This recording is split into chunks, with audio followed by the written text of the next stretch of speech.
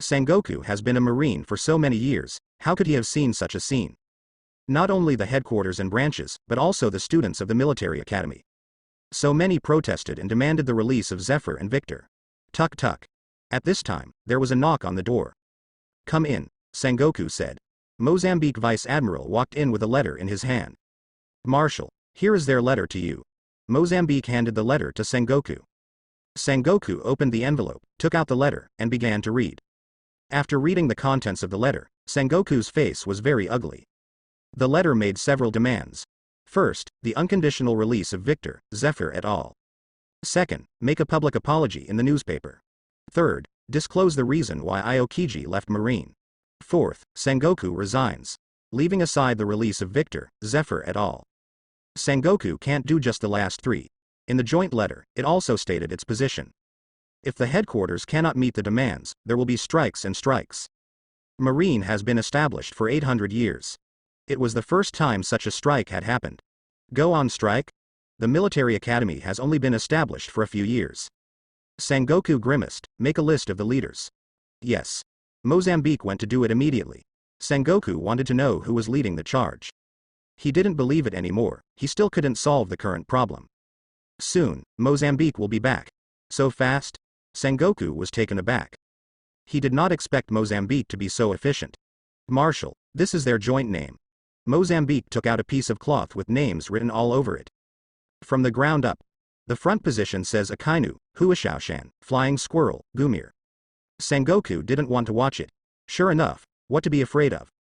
Sengoku was worried that both hawks and doves would fall for Victor. Now the things he least wanted to see had happened. However, Sengoku will not compromise easily.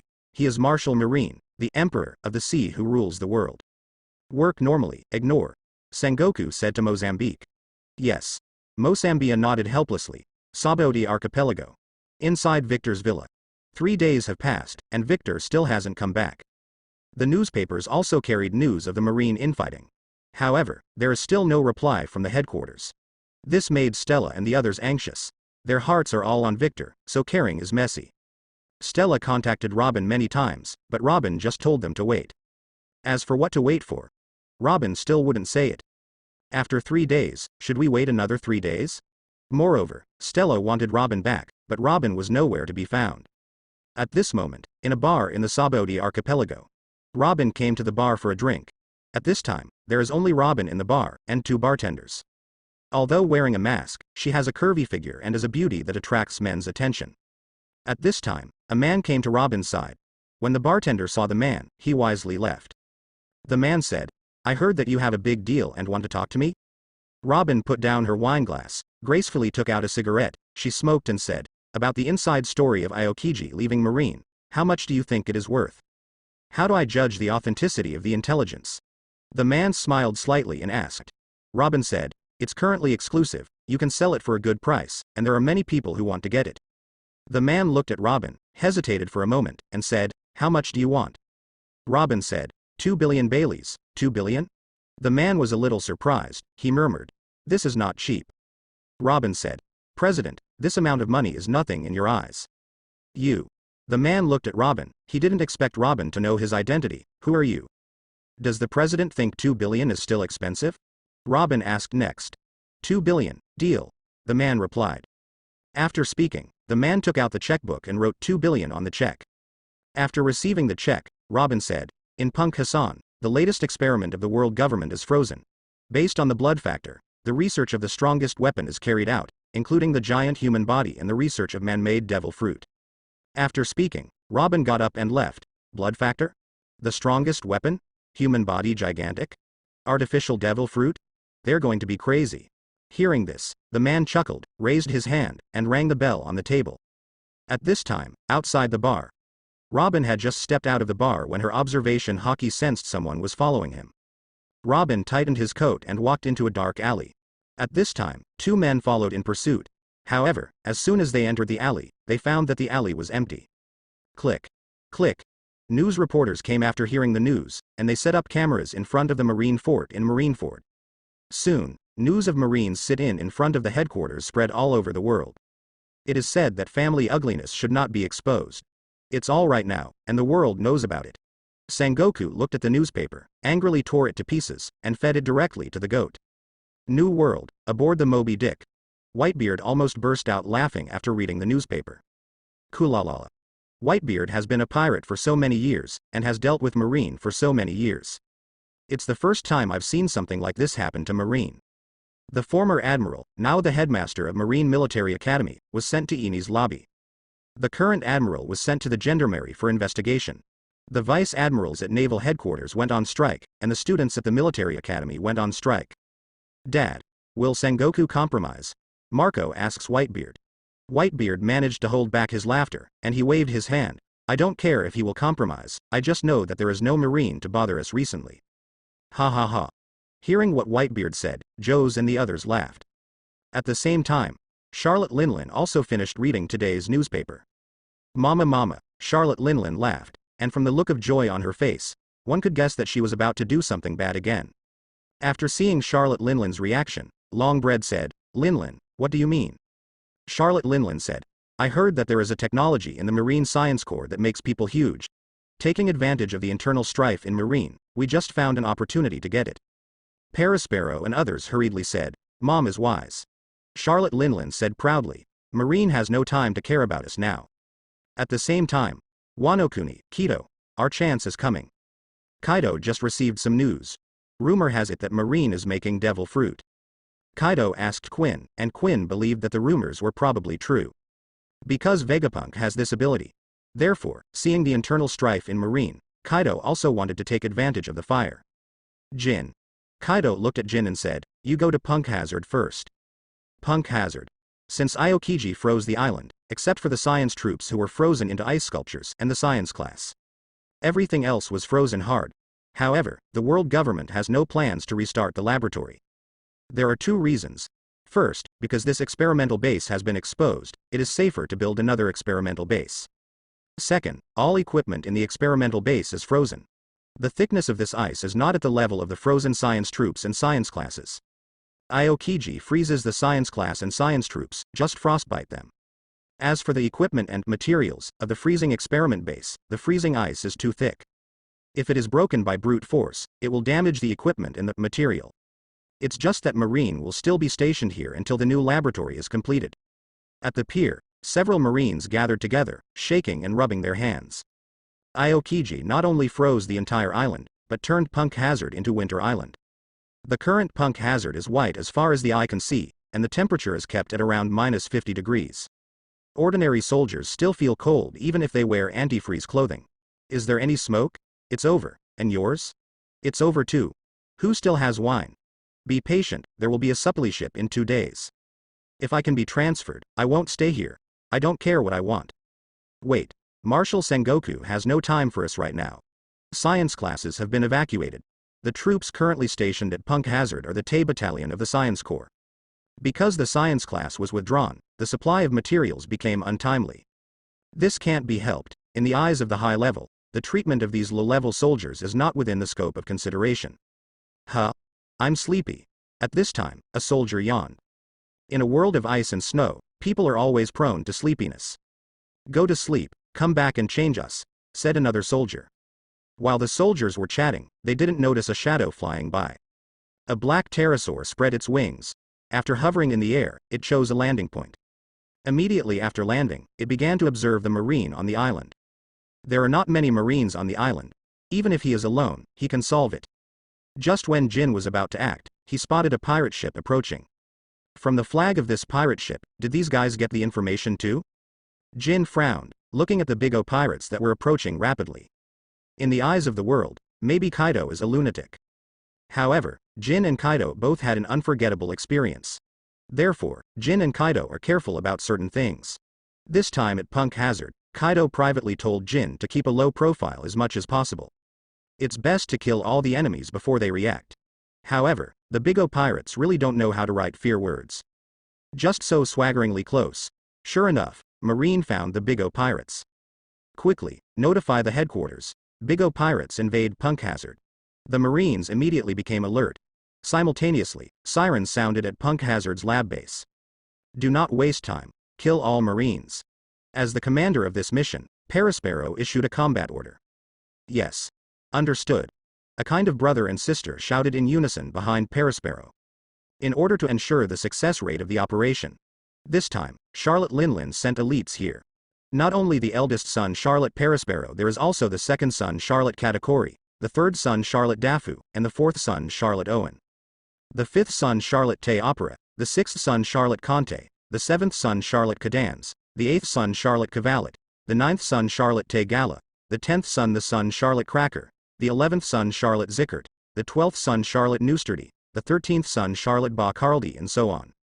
Although they did not come out in full force, 2 generals have already been dispatched. Marineford, Naval Headquarters. The phone bug on Sengoku's desk has never stopped. Protests in the headquarters, pirate attacks from all over the world. There is no one thing that makes Sengoku feel better. Blue Blue. Blue Blue. Mozambique and others are in charge of answering the phone for Sengoku. Marshal Sengoku, I am Stoker, who is in charge of staying behind at Punk Hazard. We have been attacked by Big O pirates. Sengoku's eyes widened when Stoker said he was attacked by the Big O pirates. That was a scowl that Mozambique and others had never seen before. Sengoku has had enough. These bastards. It happened that when Marine was in a mess, they formed a group to make trouble. Still, Sengoku is sane. Sengoku suppressed his anger quickly, and then he asked, "Where's Charlotte Linlin?" Stock was about to answer, however, the call stopped. "Stoke Rear Admiral, please answer," Mozambique hastily asked. However, Stoker had no answer. Mozambique's heart trembled. Possibly, Stoke was dead. At the entrance of Punk Hazard's laboratory base, Marine's corpse lay in disorder on the ground. Katakori pulled the trident from Stoker. Stoker's body was unresponsive. The trident not only penetrated Stoke's heart, but also shattered Stoke's heart in high-speed rotation. There was absolutely no chance of Stoke surviving. Go in. Perisparrow smiled triumphantly. Boom, boom, boom. In the base, sporadic gunfire sounded, however, it soon quieted down. Jin stood on a high place, overlooking all this, so he took out his phone bug and contacted Kaido. Jin asked. The Big O pirates are one step ahead, what should we do? The phone bug imitated Kaido's expression and voice. I have asked Quinn to support you, and I can't let all the things inside fall into their hands. I understand. Jin understood. Kaido's meaning is obvious, this time there is going to be a conflict. Quinn did come too. Quinn's large army is relatively slow and has not arrived yet. At the same time, Perisparrow and others have come to the depths of the base. There was solid ice everywhere. Owen, I leave it to you. Perisparrow said to Owen. Owen is a hyperpyretic who ate the hot fruit. He can transfer heat to any object he touches and heat the object instantly. He can also heat himself up to burn anyone who comes into contact with him, and he can even transfer heat to large parts of the sea, causing the sea to boil, thereby allowing a large number of marine life to be cooked in the sea. At this moment, Owen's hands were stuck to the solid ice. Soon, the solid ice melted and turned into white water vapor. At this moment, Katakori suddenly turned around and threw out the trident. The trident flew towards the aisle. Ding! The trident and the knife collided together. Jin came out from the corner of the aisle, and said coldly, I think you should put your things down. Why are you here? Katakori looked at Jin coldly. People from Kaido. Perisparrow thought in his heart, he sneered. You are the only one, are you looking for death? Facing Perisparrow's provocation, Jin completely ignored it, and said, there are things we need here, you'd better not move around. Humph. A cold snort. Perisparrow and others were just about to start. However, Owen and Daifuku stopped Perisparrow. Brother, Katakori will solve him. As Katakori's brothers, Owen and Daifuku know Katakori's arrogance. No one is allowed to intervene in Katakori's battle. As the Big O pirates, second only to Big Mom's powerhouse. Katakori also wanted to compete with Jin for a long time. The Beast's pirates Big Kanban, the first of the 3 great disasters, nicknamed Flame Disaster, as Kaido's right hand. In terms of personal status, Katakori and Jin are comparable. A red light flashed before Katakori's eyes.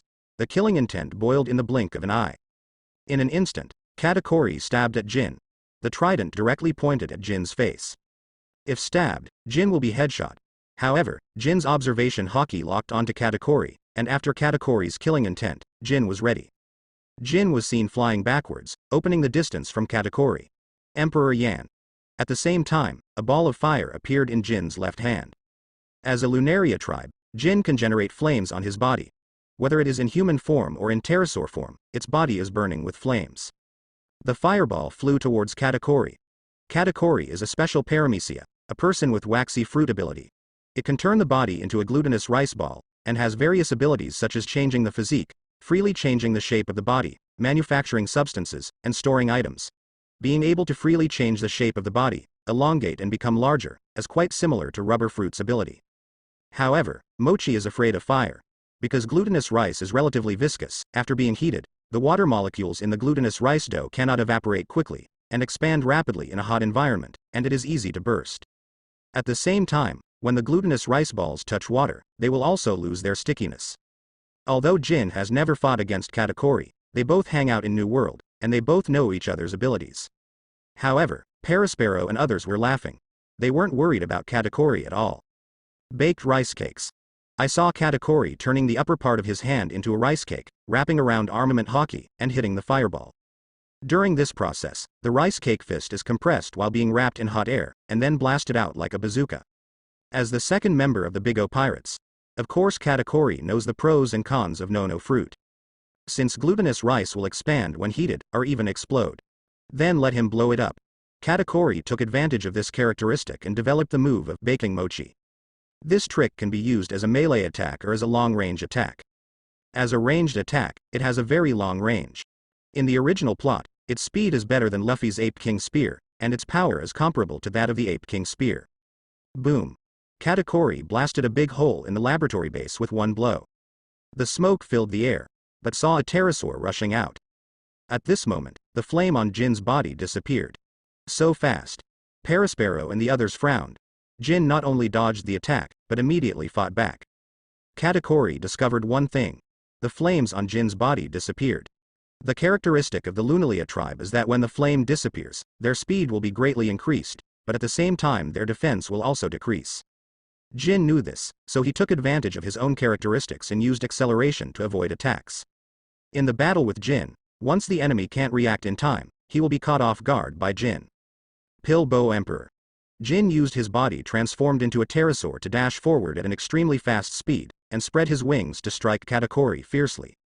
Katakuri raised the trident in his hand and stood in front of him. Rumble. Katakuri backed away, his feet plowing a deep furrow in the ground. It barely stopped. Strange ability. Perospero and others frowned. After Jin's transformation, they can conclude that Jin is a dragon fruit, an ancient species, and a pteranodon. However, what puzzled them was that, how did pterosaurs have the ability to fire? Corn rice cake. However, Katakuri doesn't think about these things now. He first uses the ability of Nuo fruit to turn his hands into strip-shaped rice cakes, and then uses armament hockey to harden them and quickly blast them towards Jin. This move is used for close combat and is very powerful. In the original plot, it can swell the hardened hand of Luffy armament hockey with one punch, and it can also swell the fist of Luffy Orochi in the fourth gear state.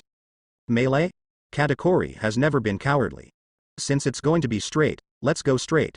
However, Jin has pulled away. Recklessly? Such a thing does not exist. Boom. Katakuri punched nothing. Sable self-respecting emperor. After opening the distance, Jin pulled his head back like a slingshot, and then released it to generate a powerful shockwave. Its speed is very fast, it is as defenseless as a laser beam, and its power is very powerful. Boom. Katakuri put his hands in front of him, and armament hockey twisted his arms and took the blow hard. We had so little intelligence gathering on him. Perospero thought in his heart. Although they are competitors, Charlotte Linlin and Kaido deliberately keep a distance because they have never played against each other. Therefore, the Big O Pirates' understanding of Katakuri is limited to superficial intelligence. Now, Perospero dares to conclude that Jin has a special secret on him. The secret isn't the devil fruit ability, and many more. Perospero licked the lollipop, and he suddenly thought of something. That is the legendary race that has disappeared. The characteristics of that race were reflected in Jin's body. He. Perospero sneered again and again, and he took out his phone bug to contact Charlotte Linlin, who wanted to tell his mother the good news. At this time, Katakuri took a deep breath. He is angry now. As the second son of Big O, the Big O pirate group is second only to Charlotte Linlin's powerhouse. The high-level observation hockey that Katakuri is proud of, and the high-level armament hockey can't do damage to Jin. To be exact, Jin took advantage of ultimate speed to avoid all of Katakuri's attacks, and he definitely didn't go head-to-head. Very smart play. But, the king absolutely does not accept being teased. At this moment, Jin noticed that the floor under his feet had become sticky and soft. Awaken. Katakuri used Paramecia's Awakening, which is a higher level ability of Devil Fruit. Paramecia. Ability, Awakening, can affect things other than the ability user itself. Zone. After Awakening, the recovery ability and combat effectiveness can be greatly improved, but if the Awakening fails, there will be side effects. At this time, Katakuri completely affected the experimental base. Since you want to fight, then fight seriously. Katakuri admits that Jin is fast. Even though observation Haki made a prediction, Katakuri's attack was still avoided by Jin. Jin accelerated suddenly, and the ability to accelerate instantly allowed Jin to narrowly avoid the attack and counterattack at the same time. Therefore, Katakuri decided to attack Jin from all angles, making it impossible for him to avoid it, so he could only confront him head-on. At this time, Jin's form also changed, beast form. In human beast form, Jin's horns on his head elongate, and his arms fuse with the wings on his back to form giant pterosaur wings.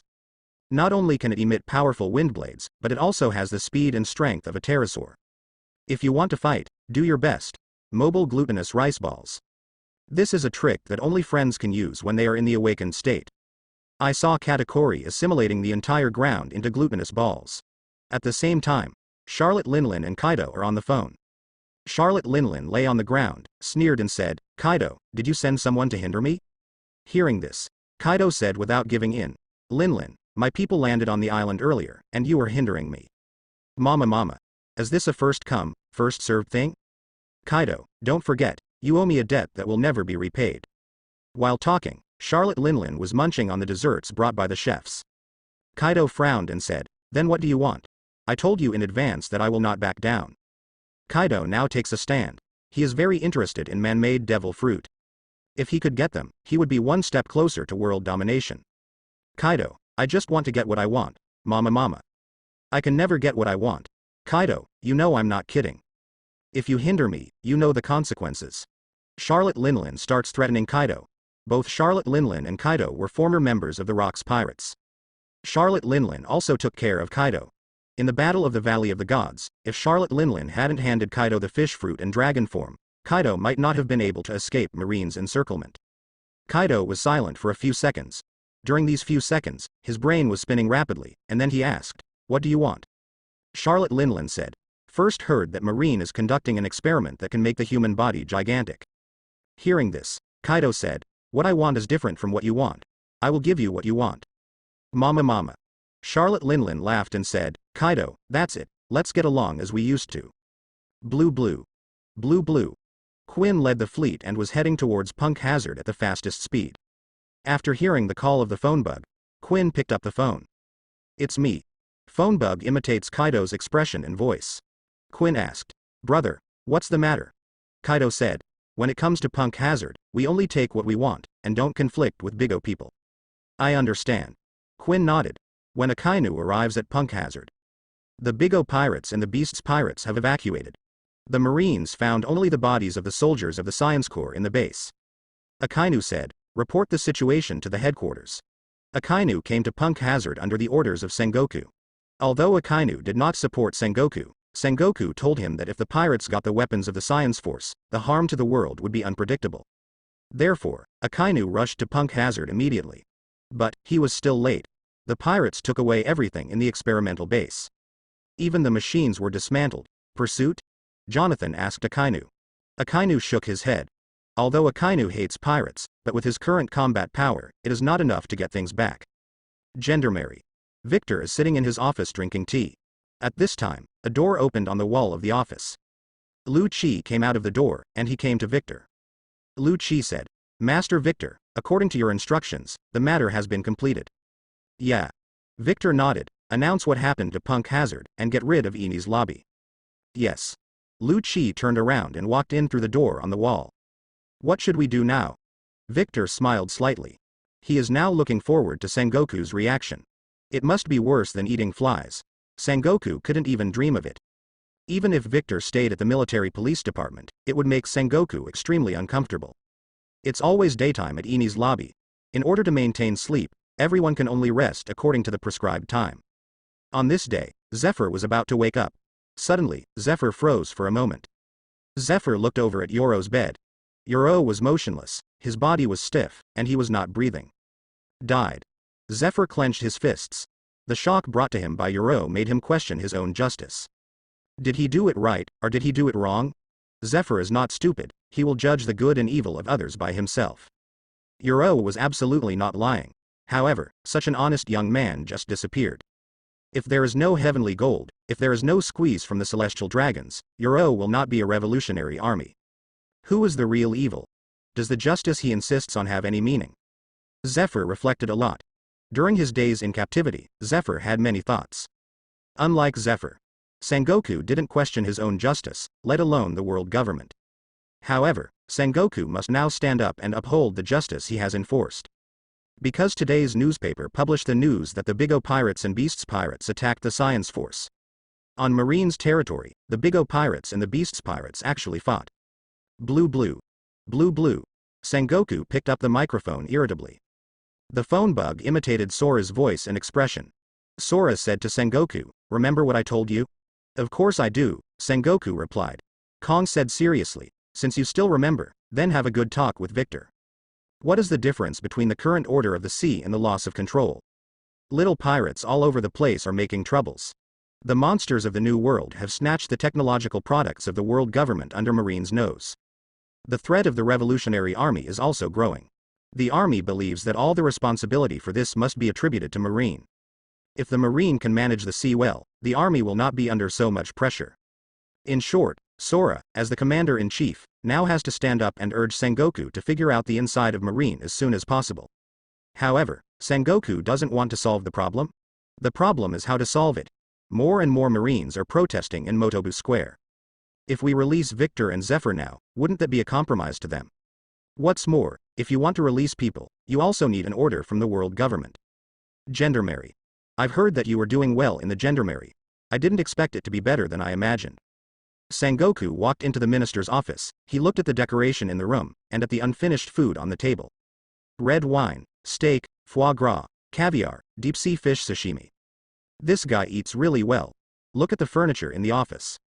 My fellow, a king's chamber is nothing more than that. Has the marshal eaten? Victor continued to eat. This marshal sounded very different. Sengoku could also hear Victor's dissatisfaction with him. Not yet. Sengoku sat across from Victor, just eating here. Take the opportunity to have a good chat with Victor. Although Sengoku and Victor had some contradictions, because of the competition for the marshal, Sengoku believes that Victor is still the future of Marine. Sengoku also ages. Maybe another 10 years. As long as Victor performs well, Sengoku is still willing to hand over the marshal position to Victor. Especially with Aokiji leaving Marine, now Marine needs unity. There is no doubt that Victor is the one who will improve Marine's cohesion. However, Victor ate on his own and didn't stir up any conversation. Holding a knife and fork, Sengoku cut the steak and said, "Yesterday the Beasts Pirates and the Big O Pirates attacked Punk Hazard, and they stole a lot of things." "Yeah." Victor replied calmly. "These guys are cunning, they sense Marine's weakness," Sengoku said. "I believe the marshal can solve it." Victor's face was expressionless.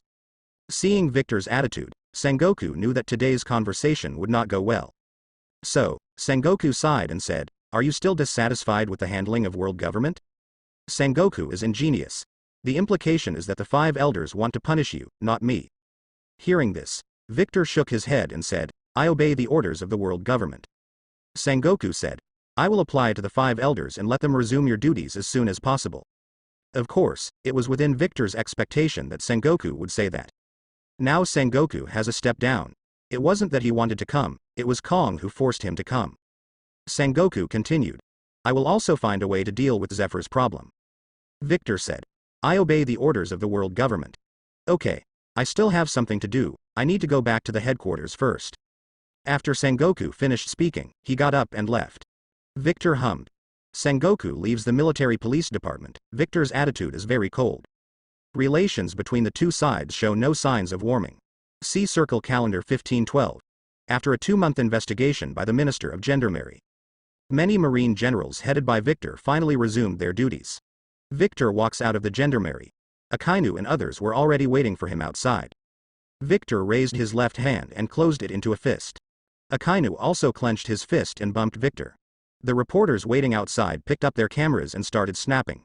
This will be the headlines tomorrow. Victor left the Gendarmerie and did not go home. nor did he return to the headquarters, but went to Eni's lobby with the fleet. Outside the Eni's lobby, dozens of warships were parked at the gate. Victor disembarked from the warship. Tens of thousands of Marines are already waiting. Seeing Victor coming, Spandam hurried over, and Spandam was still following behind him. Master Victor, you have been troubled, and I will definitely not spare the Gendarmerie department lightly. Spanda said flatteringly. Spandam nodded in agreement. This father and son have a dog-legged face. Victor smiled slightly and said, go and pick up Teacher Zephyr. Yes. Spandane immediately went to make arrangements. In fact, Zephyr was already convicted the moment he was sent to the Eni's lobby. However, Zephyr is special. Following the conviction, Zephyr was not sent to impel down. Instead, he was left behind bars at the Eni's lobby. At this moment, Zephyr came to the courtroom.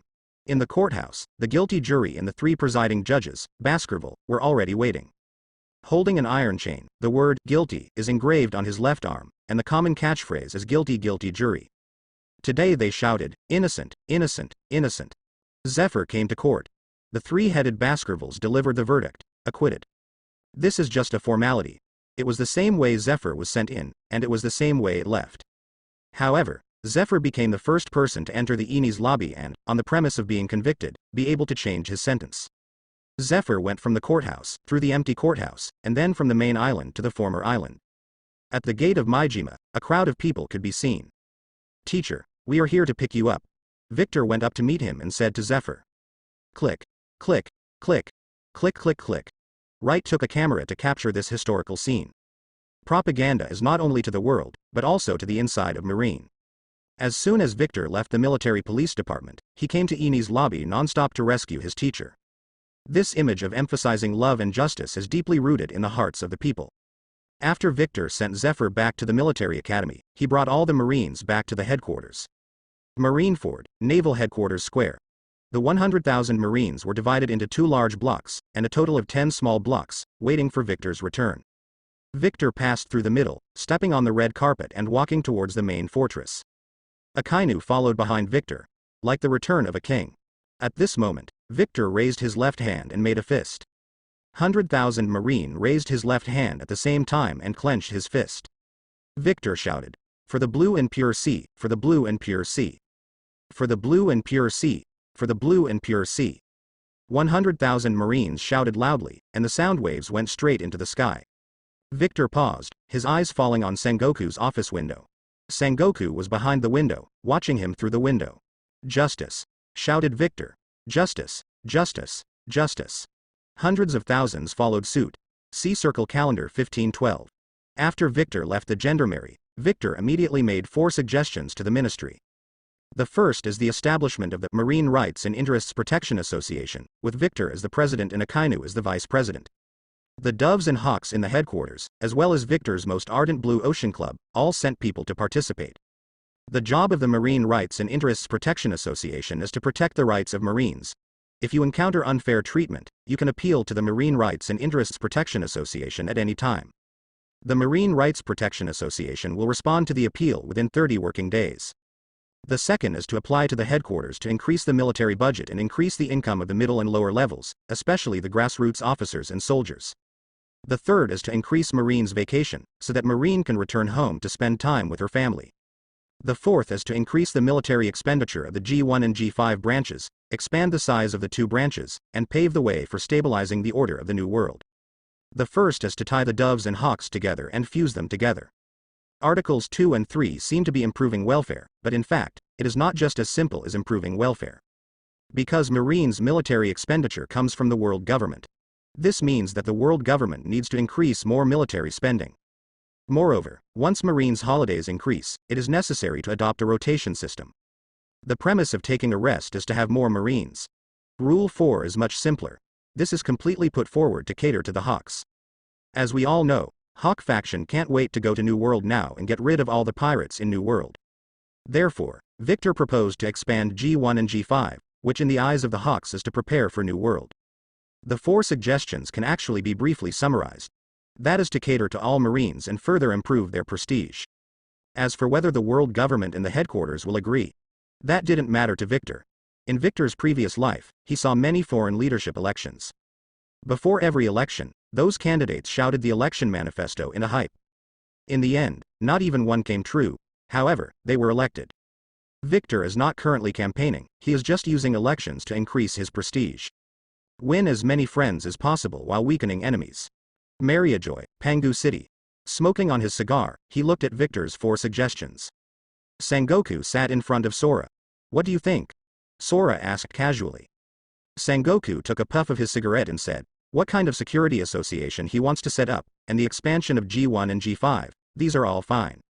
Increase military spending, expand troops, or forget it.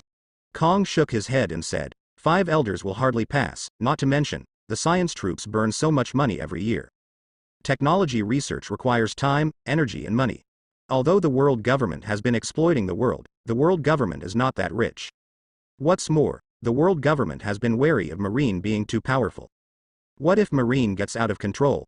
Therefore, the world government would rather accept the Shichibukai system and use pirates against pirates. It is better to spend more money on the research of scientific troops than to increase military expenditure and troop establishment for Marine. I think so too, Sengoku said. Sora reminded, Sengoku, I know you will be very embarrassed, but the position of marshal is not easy to sit in, you need to be patient. I understand. Sengoku nodded. Okay, you go back first, I'll apply to 5 elders. Sora said to Sengoku. Yeah. Sengoku responded, then stood up and left. While Victor was busy integrating the doves and hawks in his department, several major events happened one after another around the world. E.g. Princess Othime of the Fishmen Island was assassinated. In the original plot, this would definitely happen.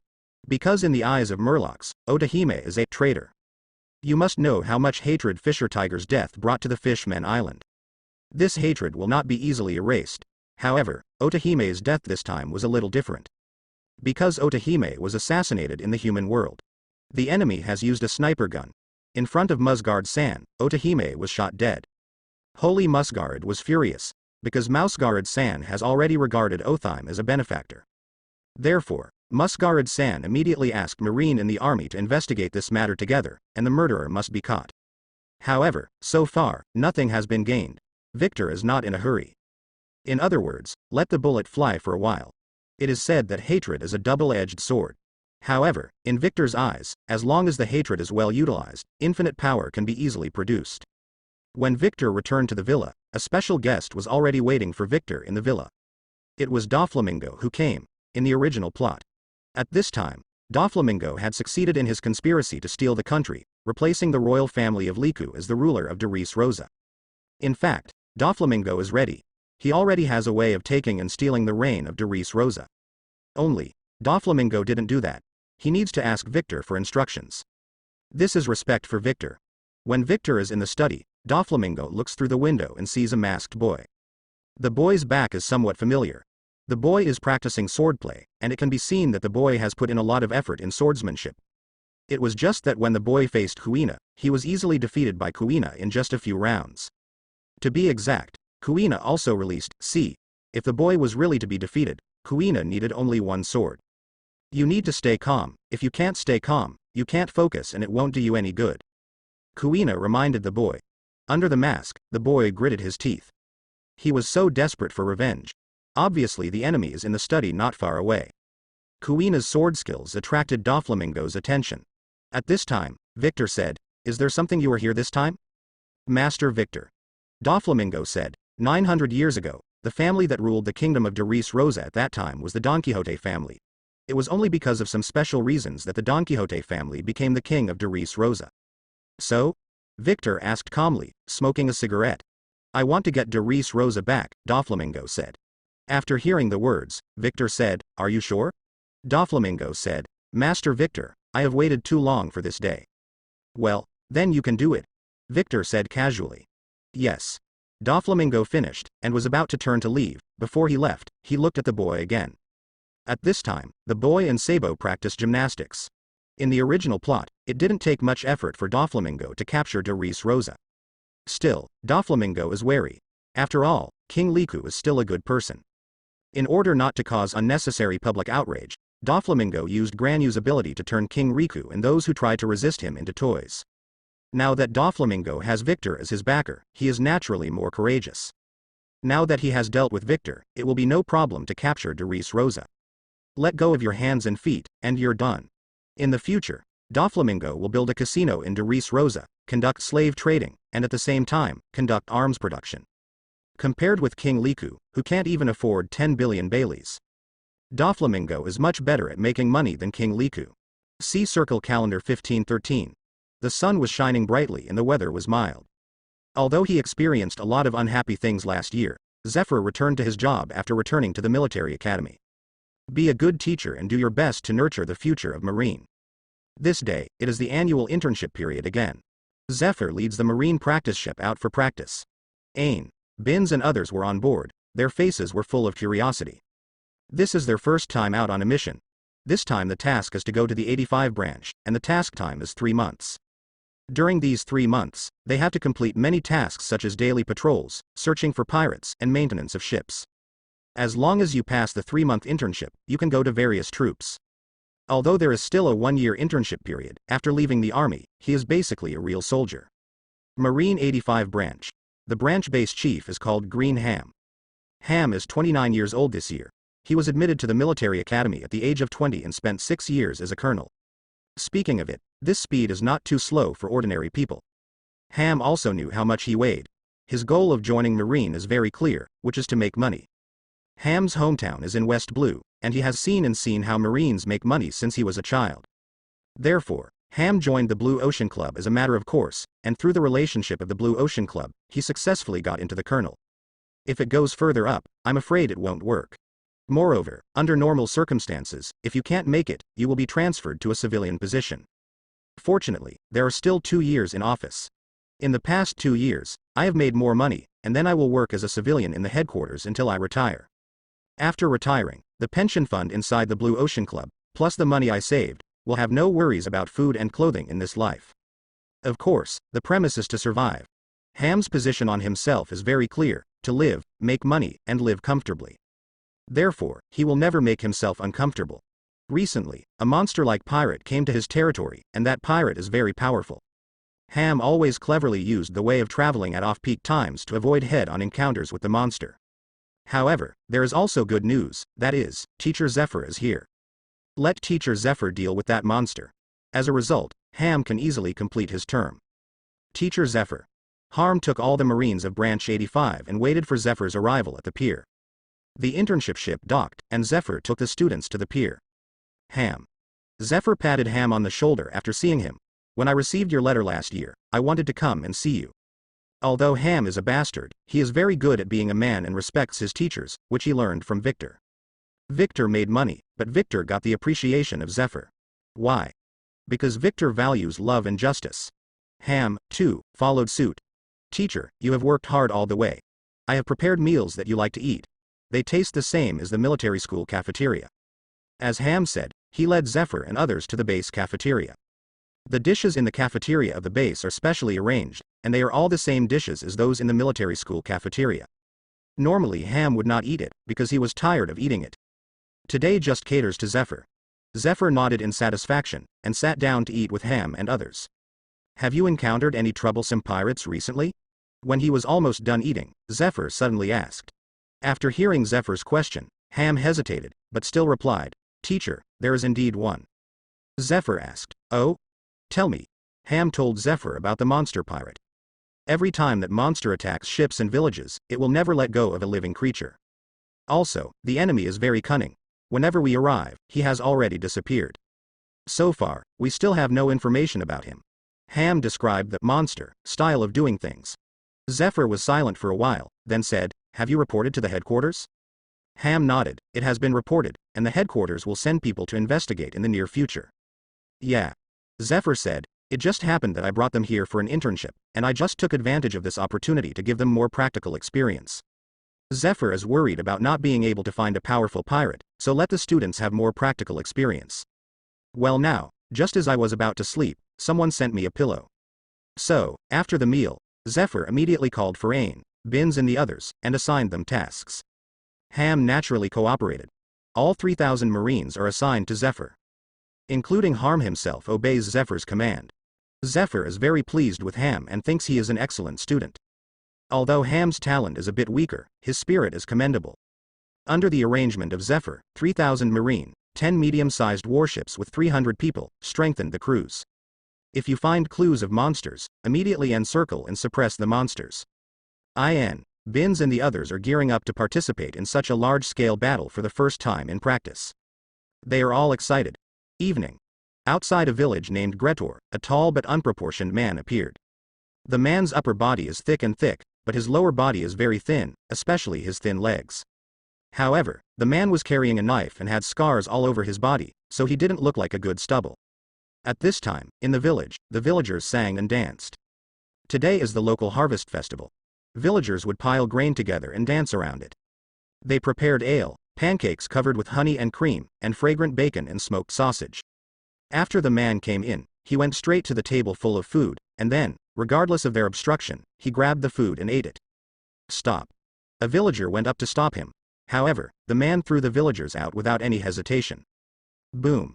The villagers slammed into the bonfire, and their clothes were set ablaze. This scene shocked everyone. In the burning village, the festive atmosphere just now completely disappeared, replaced by corpses everywhere. The blood stained the gravel road, and the shoes felt sticky when stepped on. At this time, an old woman on crutches was rummaging through the pockets of the corpse. She didn't even let go of the 10 Baileys in her pocket. A woman's appearance is very characteristic. With thick red lips, dark glasses, and a cane, she is short and wrinkled and wears a leopard print coat. ISS Bajan, once a member of the Rocks pirate group. After the disintegration of the Rocks pirates, ISS Ba Jin remained anonymous. These poor people. ISS Bajan packed all the valuable things in the village and put them in bags. Not far from IS Bajan, the man who had just entered the village with a knife was munching. The man had the same crescent-shaped, upward-curving white beard as Whitebeard, but thinner and longer. However, the man is taller than Whitebeard, with a lot of flesh on the upper body and thin legs. The man is tall, fat, ugly, and always has snot coming out of his nose. The first impression he gives is that he is not very smart. The man's hair was also very long, reaching up to his legs, and the sideburns on both sides were braided. There were many shocking scars on his body. The man's name is Wabel. In fact, Wabel is very simple in mind, but he will listen to his mother in everything, and everything he has done is what his mother told him to do. Also, his IQ is really low. Don't eat it. At this time, ISS Bajan shouted towards Wabel. Good mother. Wabel poured the food and wine on the table into his mouth and swallowed them directly. Change another place. The Marines here don't care, we can grab a few more places. ISS Bajan has been in the Rocks pirates and knows Marine better. Therefore, IS Bajan understands one thing, as long as they don't leave alive, they won't be wanted. Take the robbed money, squander it recklessly, and rob again if you have no money. Isn't this fairy day better than being wanted? As for world dominance, leave that kind of thing to the idiots. ISS Bajan just wants to make money and enjoy it. Teacher, another village has been attacked. In the base of branch 85, Ham took the facts and came to Zephyr. Zephyr frowned after reading it. The 489 people in the entire village, whether men, women or children, were all killed, leaving no one alive. Villages were looted. Where did this pirate come from, so vicious? Ham secretly glanced at Zephyr's expression, and then said, Teacher, this is the second attack. It can be concluded that the murderer is the same group. Zephyr hummed and said, Go and see the scene first. 7th Squadron, 9th Squadron assemble. Ham immediately transferred some of the Marines in the base. 600 Marines and interns quickly boarded the warship and headed for Gretor. The third day after Gretor's village massacre. Another village was attacked. The whole village was killed. Even those who hide in the cellar cannot escape bad luck. Massacre the village and rob. Kill people and take everything of value. Still the same group. Zephyr could tell just how greedy the attackers were for money. Even the gold teeth in the old man's mouth were pulled out. Zephyr has been a Marine for so many years, and he has also seen pirates who are greedy for money. However, this is the first time I have seen someone so greedy for money. What do you think? At this moment, Zephyr asked the students what they thought. Teacher, I think they will attack the village again. Their purpose is very clear, just to grab money. Moreover, their attack route is to deliberately avoid the 85th branch and avoid the 85th branch's rush to help. Students, you talk to me. Their take is similar to Zephyr's.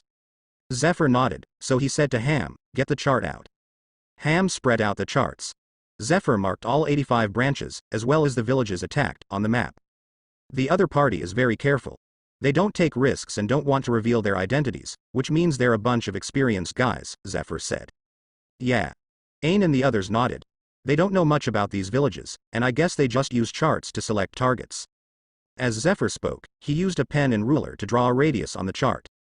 Then, after some searching, he said, obviously, the scope of their attacks is within the patrol range of the 85th branch. Zephyr looked serious, and he looked at Ham. They're going to eat you. Hearing this, Ham broke out in a cold sweat. Doesn't this imply that he is incompetent? The enemy is not afraid of him at all?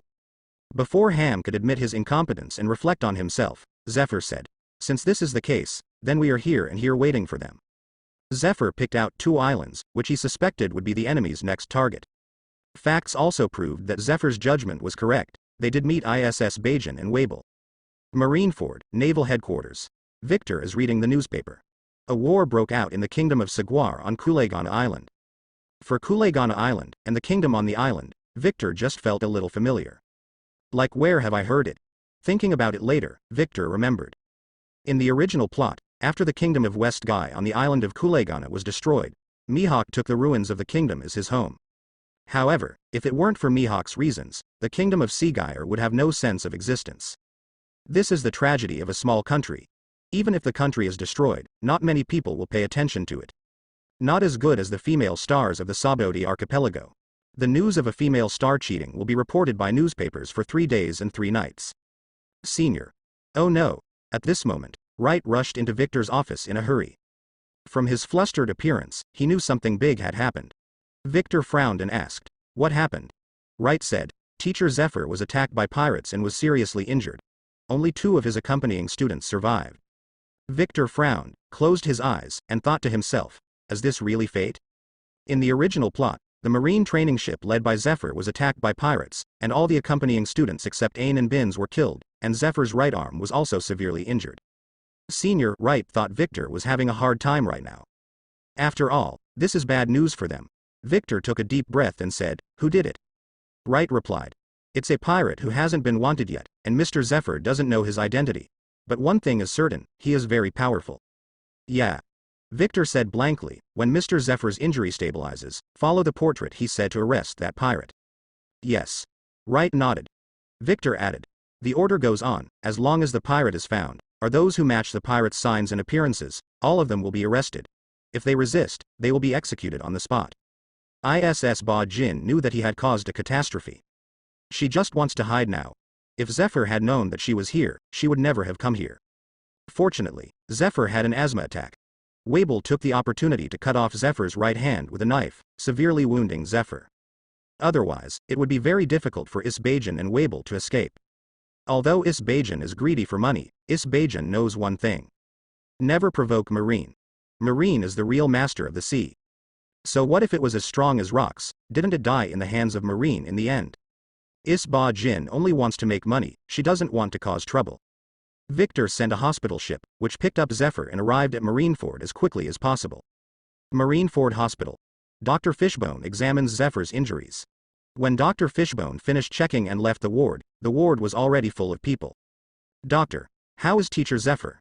At this time, Victor asked Dr. Fishbone. Dr. Fishbone replied, the injury is not serious, but the spirit has suffered a lot. Victor Admiral, you are a student of Zephyr Admiral, you should know how important students are to him. Well, I see, Victor said. Dr. Fishbone added, I suggest letting him rest for a while. After speaking, Dr. Fishbone left.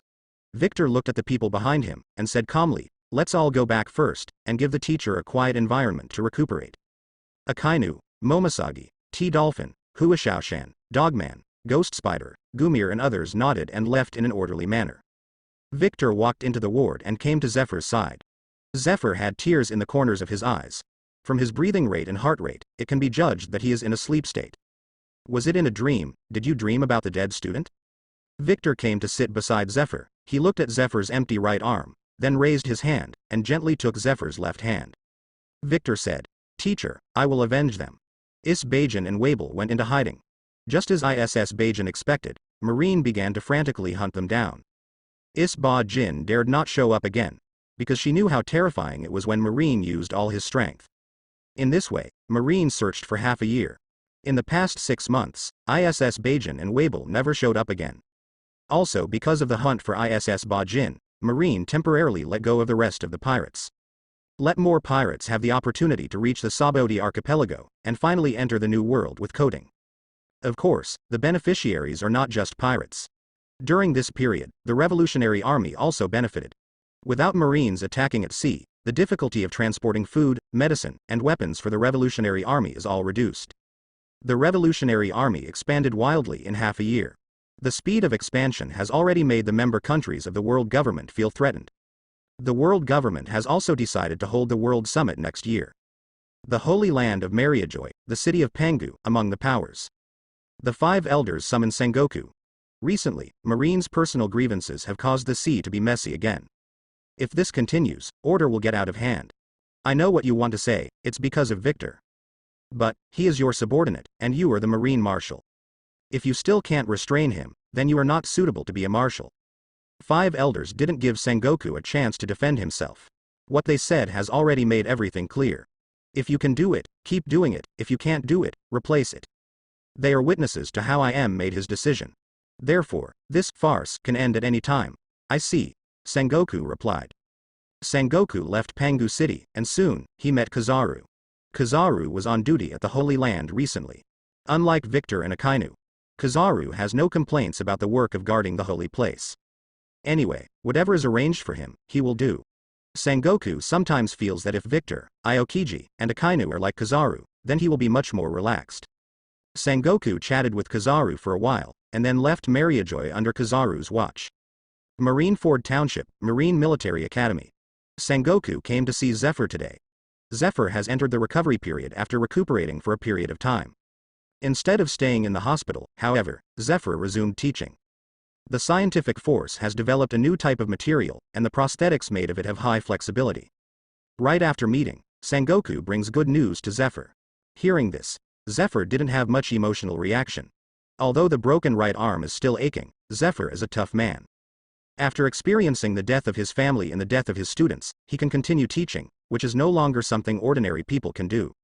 Seeing this, Sengoku said, since last year, Victor has spent a lot of time, energy, and troops, and mobilized all intelligence resources in order to arrest them. I know they are desperate to catch the killer, heal your pain, and mourn the students who died. But, it can't be like this forever. Sengoku sighed, and continued, now the Order of the Sea is in chaos. If Marine continues to pursue those two at any cost, there will be more tragedies on the sea. Sengoku is full of emotion, and he came to Zephyr to play the emotional card. In fact, Sengoku is well aware that he can't command Marine right now. Marine's doves and hawks all fell to Victor. Not to mention Victor's Blue Ocean meeting. Now, Victor tells this group of people to go east, they won't go west, let them stand, they won't sit. No one can shake Victor's appeal and prestige. Even if Garp comes, it is estimated that there is no way to influence the Dove generals. After all, good people value love and righteousness. Victor stood up for Zephyr, at the expense of his own future, but also to protect Zephyr. Isn't such a person a good person? Not to mention that for the sake of the officers and soldiers at the bottom, Victor kept demanding to improve their welfare, and even paid out of his own pocket, trying his best to distribute things to Marine retired soldiers. Who in Marine is against Victor now? Therefore, Sengoku can only change one way. He chose a roundabout tactic to find a breakthrough from Zephyr. Zephyr is a good man. How could he allow innocent people to die because of him? Although it is a moral kidnapping, the effect is obvious. Zephyr looked at Sengoku and said, I'll talk to Victor and make him stop doing this. Sengoku heaved a sigh of relief. Zephyr found Victor, hoping that Victor could temporarily relax the arrest of ISS Bajin and Wable. Understand it with reason and move it with emotion. Victor agreed. Anyway, Victor was just taking the opportunity to mess things up. Now things are going the way Victor envisioned. It's time to stop. Otherwise, if it continues, 5 elders will not be able to sit still. Therefore, at Zephyr's request, Victor ended his hunt for ISS Bajin and Wable. However, IS Bajin and Wable didn't know about it. To be exact, in order to avoid Marine, they have been hiding in the mountains as savages. Sengoku finally breathed a sigh of relief. I thought to myself, fortunately, there is Zephyr who can control Victor. Just thinking of these, Sengoku felt helpless again. He is a marshal of the Marine, who should have ruled the sea. However, now they are restrained, not only to see the face of 5 elders, but also to see the face of Victor. This marshal is aggrieved. He even had the urge to resign, but he restrained it rationally. If it's so easy to quit, just give up. What a failure his life must have been. See Circle Calendar 1514. The Holy Land Mariajoy held the World Summit, and as Marine Admiral, Victor got a very important job. That is to maintain the order of the World Summit and ensure the safety of the participating kings. Victor Admiral. Victor Admiral. Victor Admiral. The kings who came out of the elevator, when they saw Victor, they all took the initiative to say hello. The importance of Marine today is not just for pirates. As the Revolutionary Army went viral and expanded, the kings were uneasy with the Revolutionary Army led by monk Drago. At the end of last year, riots broke out in the kingdom of Palatoni. The nobles were stripped naked and hanged on the farm. At the beginning of this year, there was a riot in Matdru. Those mobs rushed into the capital, and the king was hanged in the square. Well, his slaves burned that beautiful land, and we will never have the chance to enjoy the beauty of the maple leaf country. At this time, the kings who attended the meeting talked to each other, and they told Victor their fears. What a pity. King Matdru is a good man. Wait, what's his name? Victor turned to ask Wright. Wright replied, Wilhelm VI. King Wilhelm was a close relative of mine, and I am deeply saddened to learn of the sad news. Victor expressed his condolences falsely. It's just that the kings didn't expose it either. They don't care about a dead king, they only care about their own future. In fact, in Victor's eyes, most commoners and kings are just ordinary people. Most of the time, they are like pigs. Even if the companions around them were pulled out to be slaughtered, they would just eat on their own and occasionally watch the excitement. Only when the butcher's knife was resting on their own necks, would they howl in terror and seek help from all around. Victor Admiral, if possible, can the branch base be stationed in our country's seaport? At this time, a king made a request. The garrison was his way of gaining a sense of security. Although as a member country of the world government will definitely send troops to rescue once the member country is attacked by pirates and revolutionary troops, but when the army arrives, grass will grow on their graves. So instead of looking to the army, look to the more mobile marine. Victor didn't agree or refuse. He said with a smile, if we can create favorable conditions together with the world government, then this matter can be discussed. The kings are all old fritters. From Victor's words, they understood what Victor meant. Victor hints at them. Garrison is possible, but only if the 5 elders nod. Of course, 5 elders nodding is useless, and money is required. Especially the phrase create favorable conditions is very interesting. If you don't have enough money, don't talk about it. The World Summit has ended for 2 months, but those who care about this conference are the elite. The people at the bottom are only afraid of pirates. After all, the Revolutionary Army will only kill nobles and wealthy businessmen. Gaia Island. Kulik smoked a cigar and read the newspaper. The headlines in the newspapers stand out. World Summit has approved the garrison requests of various countries. As long as the joining countries apply and meet the conditions for stationing troops, the world government will send an army to maintain the peace and stability of the joining countries. The world is getting more and more chaotic. Kulik grumbled. At this time, the orangutan and Masla came over. The orangutan and Masla heard the rumor that Kulik was looking for the Golden Land, and came to salvage with him. Let them make trouble, we're going to work. Kulik said to the orangutan and Masra. Just then, a fleet arrived. Marine is here. The pirates on Gaia Island began to flee in all directions. Senior, the pirates are starting to flee. Wright came behind Victor and reported to Victor. Scatter the warships and hunt down all the pirates. Victor gave the order. Yes. Wright nodded, and then he delivered Victor's order. Victor came this time with 10 warships and 10,000 elite marines. Under Victor's order, the warships immediately dispersed to hunt down the escaped pirates. Marine came so violently that Kulik and others had to evacuate. Soon, the entire Gaia Island was emptied. Victor looked at half the house on the shore. That was Kulik's house. Use wooden planks for the missing walls, expand and paint the castle as decoration along the way. Of course, the purpose of Victor coming here is not to see Kulik's house. In Victor's memory, Enel destroyed his hometown of Burka at this time, and led his men to attack Sky Island, not only expelling the original god Gamfer, but also occupying the Shrine of the Gods to become the new god, and then began to drive the god team to build the Ark motto. Victor's target is Enel. As for the Golden City, Victor couldn't say he wasn't interested. It is the gold in the Golden City, which in his eyes is already his private property. Have you heard the story of the great liar Nolando? At this time, Victor asked Wright. Wright hummed. He is from North Blue. He read the story of Nolando the liar when he was a child, so he replied, Nolando the liar is a well-known fairy tale in North Blue. The main character Nolando is a fool who often tells lies. and liars, who insisted until their execution that the land of gold really existed. Victor suddenly laughed and asked, "What if I say that Nolando is not a liar?" "Not a liar?" Wright was stunned for a while. If someone else said this, then he must feel very bored. Don't even bother arguing with each other. However, it was Victor who said it. Victor looked at the sky, and above it was the White Sea. Wright naturally wouldn't question Victor. However, before Wright could answer, Victor looked at the sky with a smile on his face. "Senior." Wright also looked at the sky. "What is there to see in this sky?" Victor issued an order for the fleet to intercept all ships near Gaia Island. Arrest all pirates passing through Gaia Island. This order reached Sengoku's ears, and Sengoku couldn't figure out what Victor wanted to do. However, Victor went to catch pirates, and he caught some pirates, which is of course gratifying. Sengoku can't control it either. Let Victor do whatever he wants. After nightfall, only Victor is still around Gaia Island, and the rest of the warships are still chasing pirates. At this time, Victor said to Wright, "It's almost there." "What is it?" Wright was puzzled.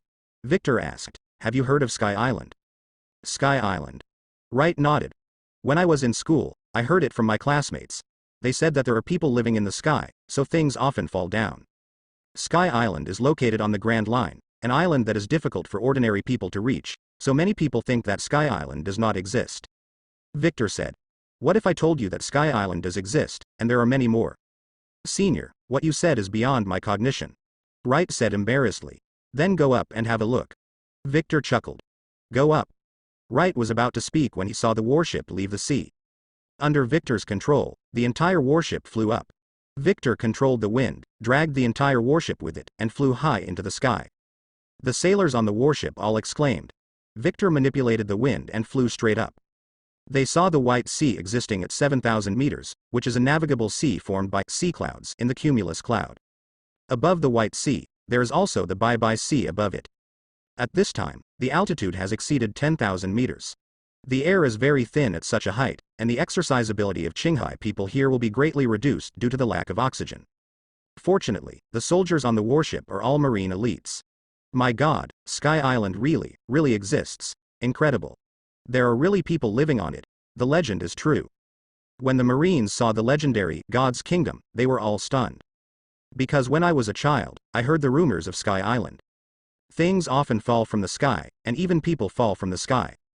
However, because the existence of Sky Island cannot be confirmed, over time, the concept of the sky is inhabited has become a concept. The Kingdom of God is mainly composed of Angel Island and Apeado. The Island of the Gods, Apeado, the island where the gods live, known as the Sanctuary, is actually a part of Gaia Island that was washed up by the rising current 400 years ago on Sky Island. Angel Island is floating on the Bye-Bye Sea. It is an island inhabited by Sky Island residents. The edge of the island is Angel Beach. Angel Island has a bustling street, Cute Street. To get to Lovely Street from Angel Beach, you need to go through Lovely Avenue. The island where the god lives is called the Sanctuary.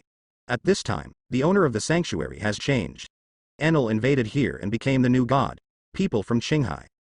At this time, the residents of Sky Island on Angel Island discovered the warship.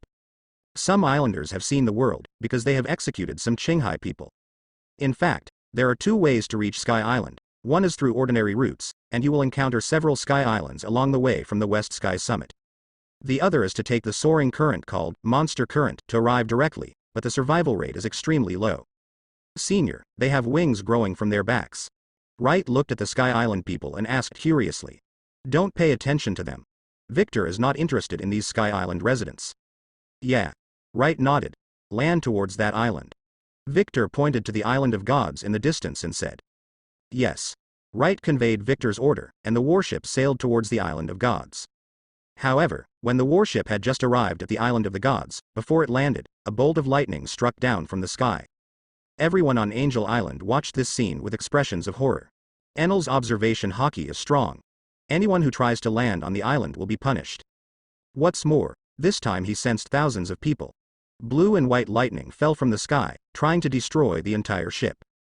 However, Victor just raised his hand casually. Boom. Blue and white lightning hit a dark black air wall. Immediately, plasma scattered everywhere.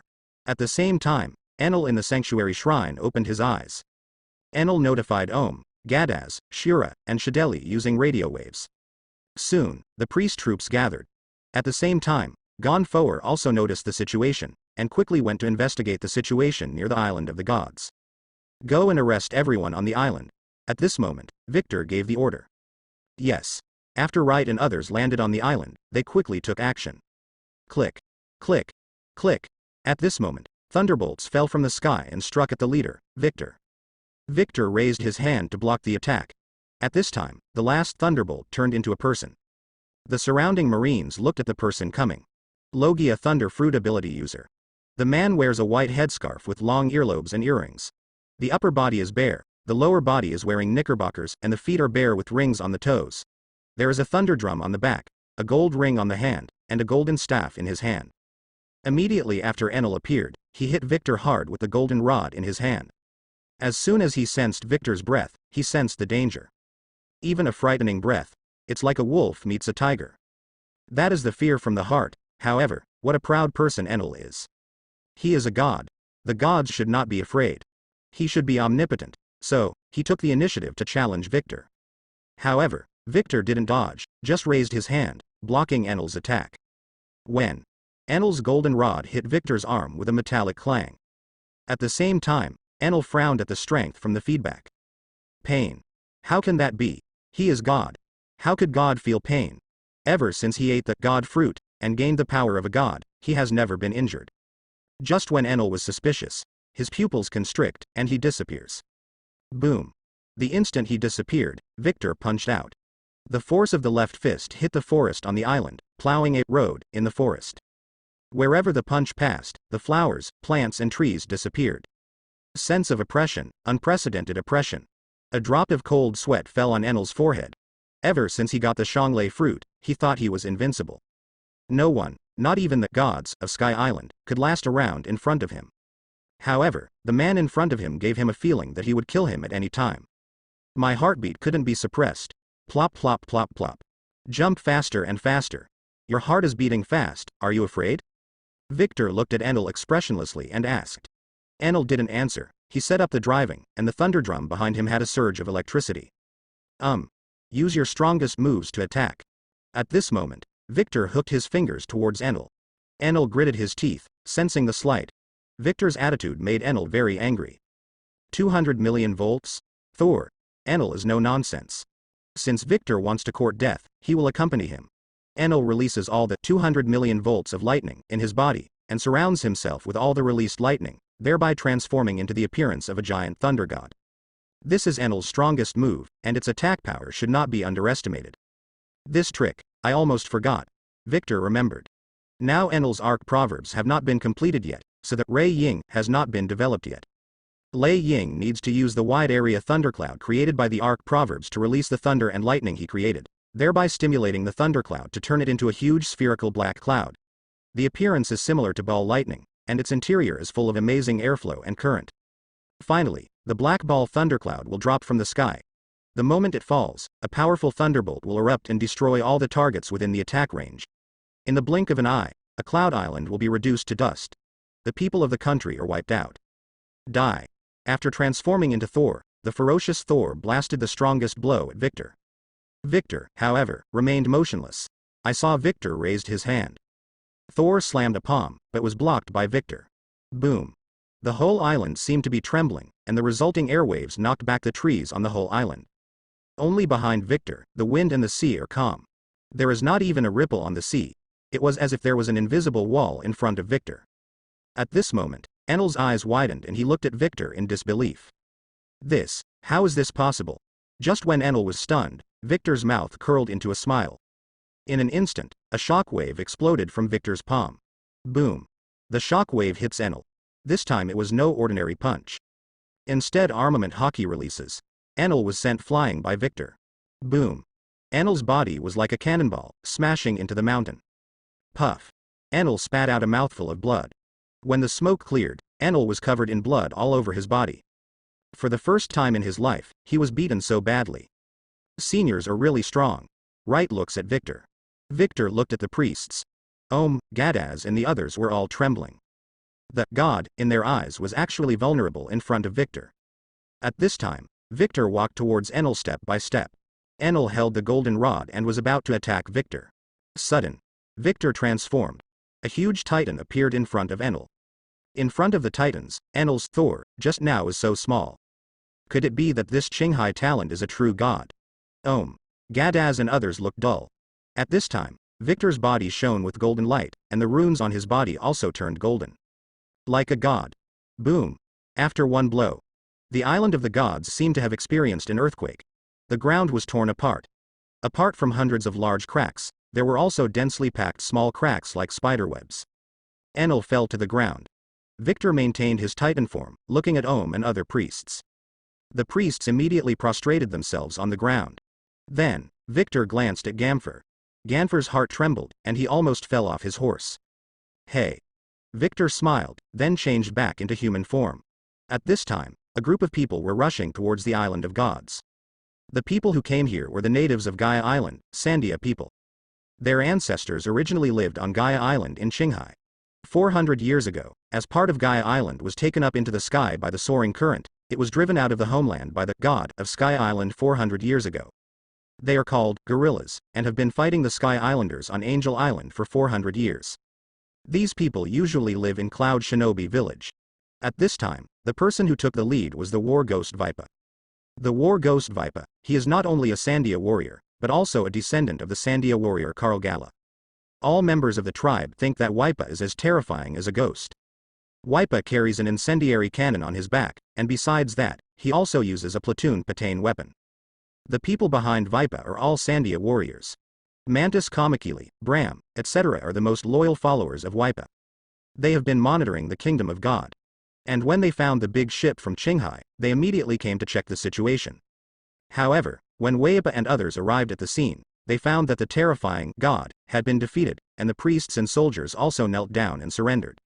In the end, what happened? Vipa and the others were astonished, confused about the situation. Victor glanced at Vipa and the others, and then said to Wright, I have a mission for you. Wright listened carefully. Victor said, conscript them. Sandians are born warriors. In particular, Vipa has rough skin and thick flesh, which is very resistant to beating. It only needs a few years of training, and it is also the master who is not afraid of death on the battlefield. Yes. Wright nodded, and then walked towards Vipa. Vipa looked at Wright who was approaching, and they immediately became vigilant. Do not worry. Wright stood on the boat and said to Vipa and others. Are you from Qinghai? Vipa asked Wright. Yes, we are all from Qinghai, so we won't hurt you, Wright said. Vipa and others, you look at me, I look at you. Wright said again. What are you doing here? Seeing that the other party did not look like a vicious person, Vipa replied. This is our hometown, which was taken away by them 400 years ago. Seeing Wright's puzzled face, Vipa explained what happened 400 years ago. Although the stories he heard were passed down from generation to generation, Vipa, like all Sandia people, has never given up his hometown. I see. Wright said. As you can see, the evil angel family has been defeated by our great victor Admiral, and your people can return to live here. When Vipa and others heard the words, they couldn't believe their ears. This surprise is too big. Seeing them hugging and cheering happily, Wright smiled slightly. From the conversation just now, it is not difficult to see that these Sandia people have no heart.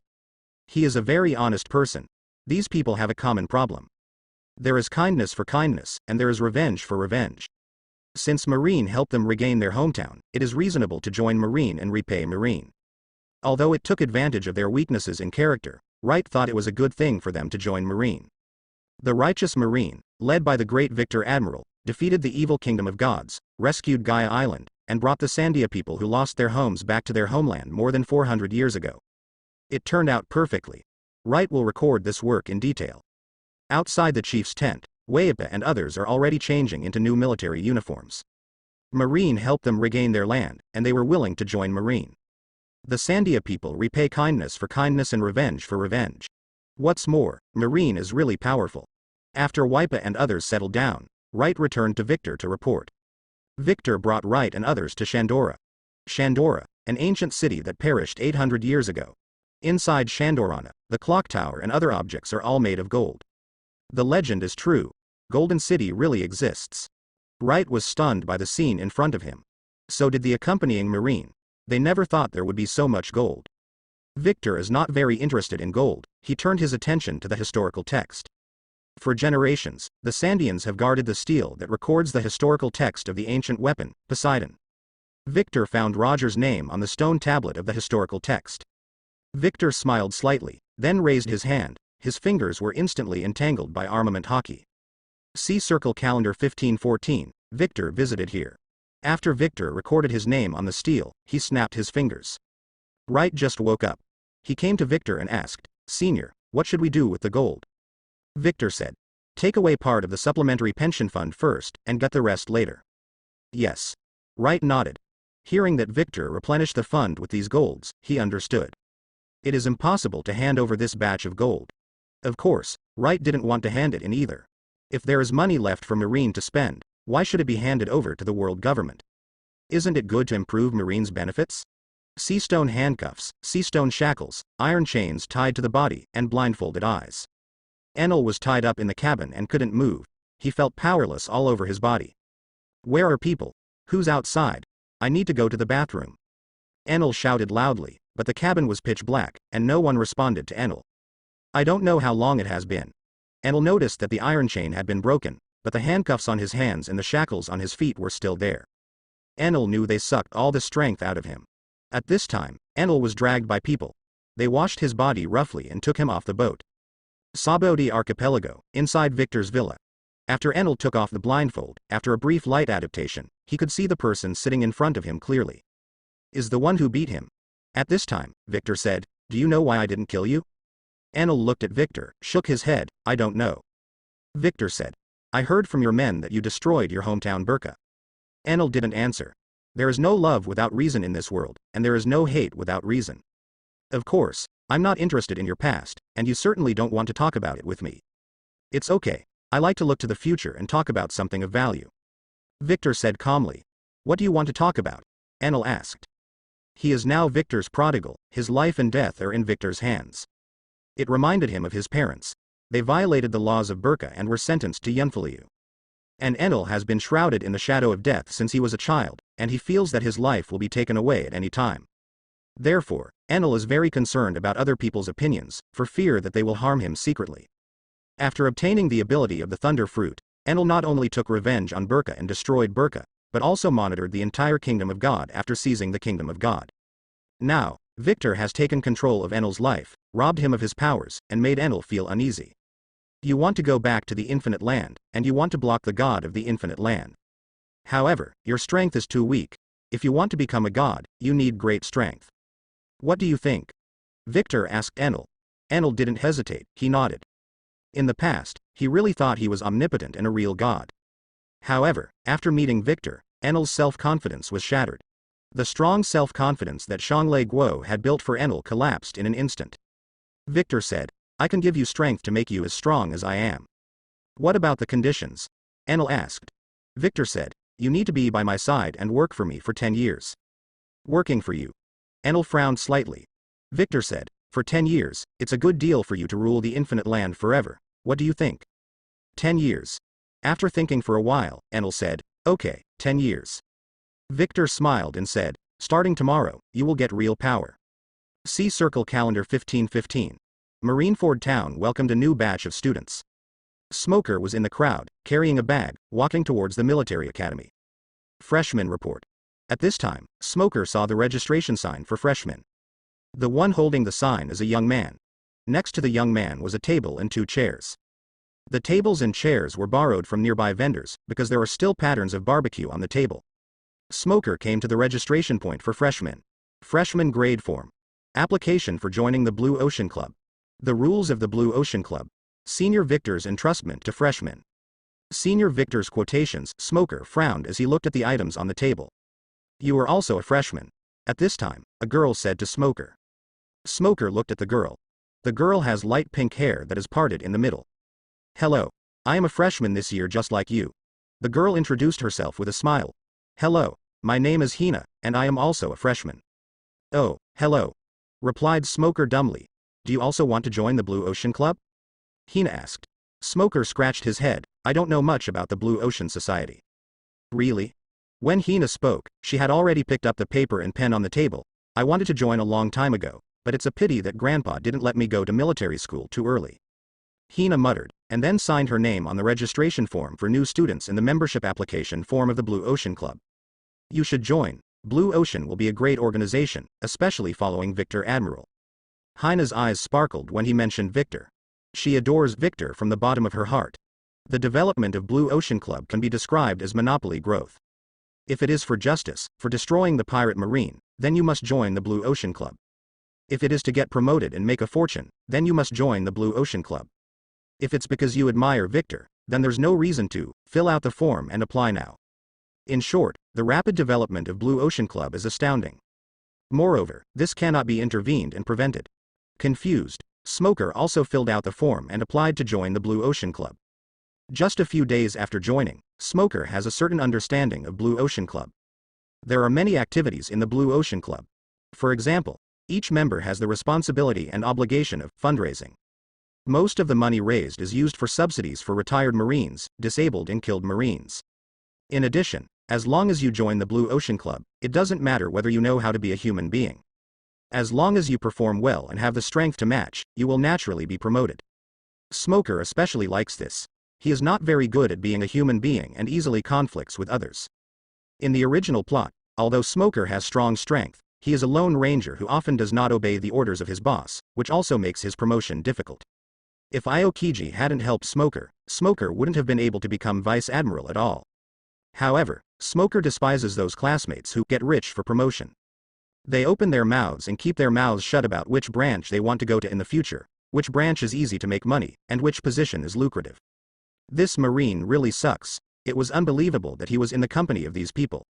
As for the great Victor Admiral, the leader of the Blue Ocean Society, a man who truly values love and righteousness.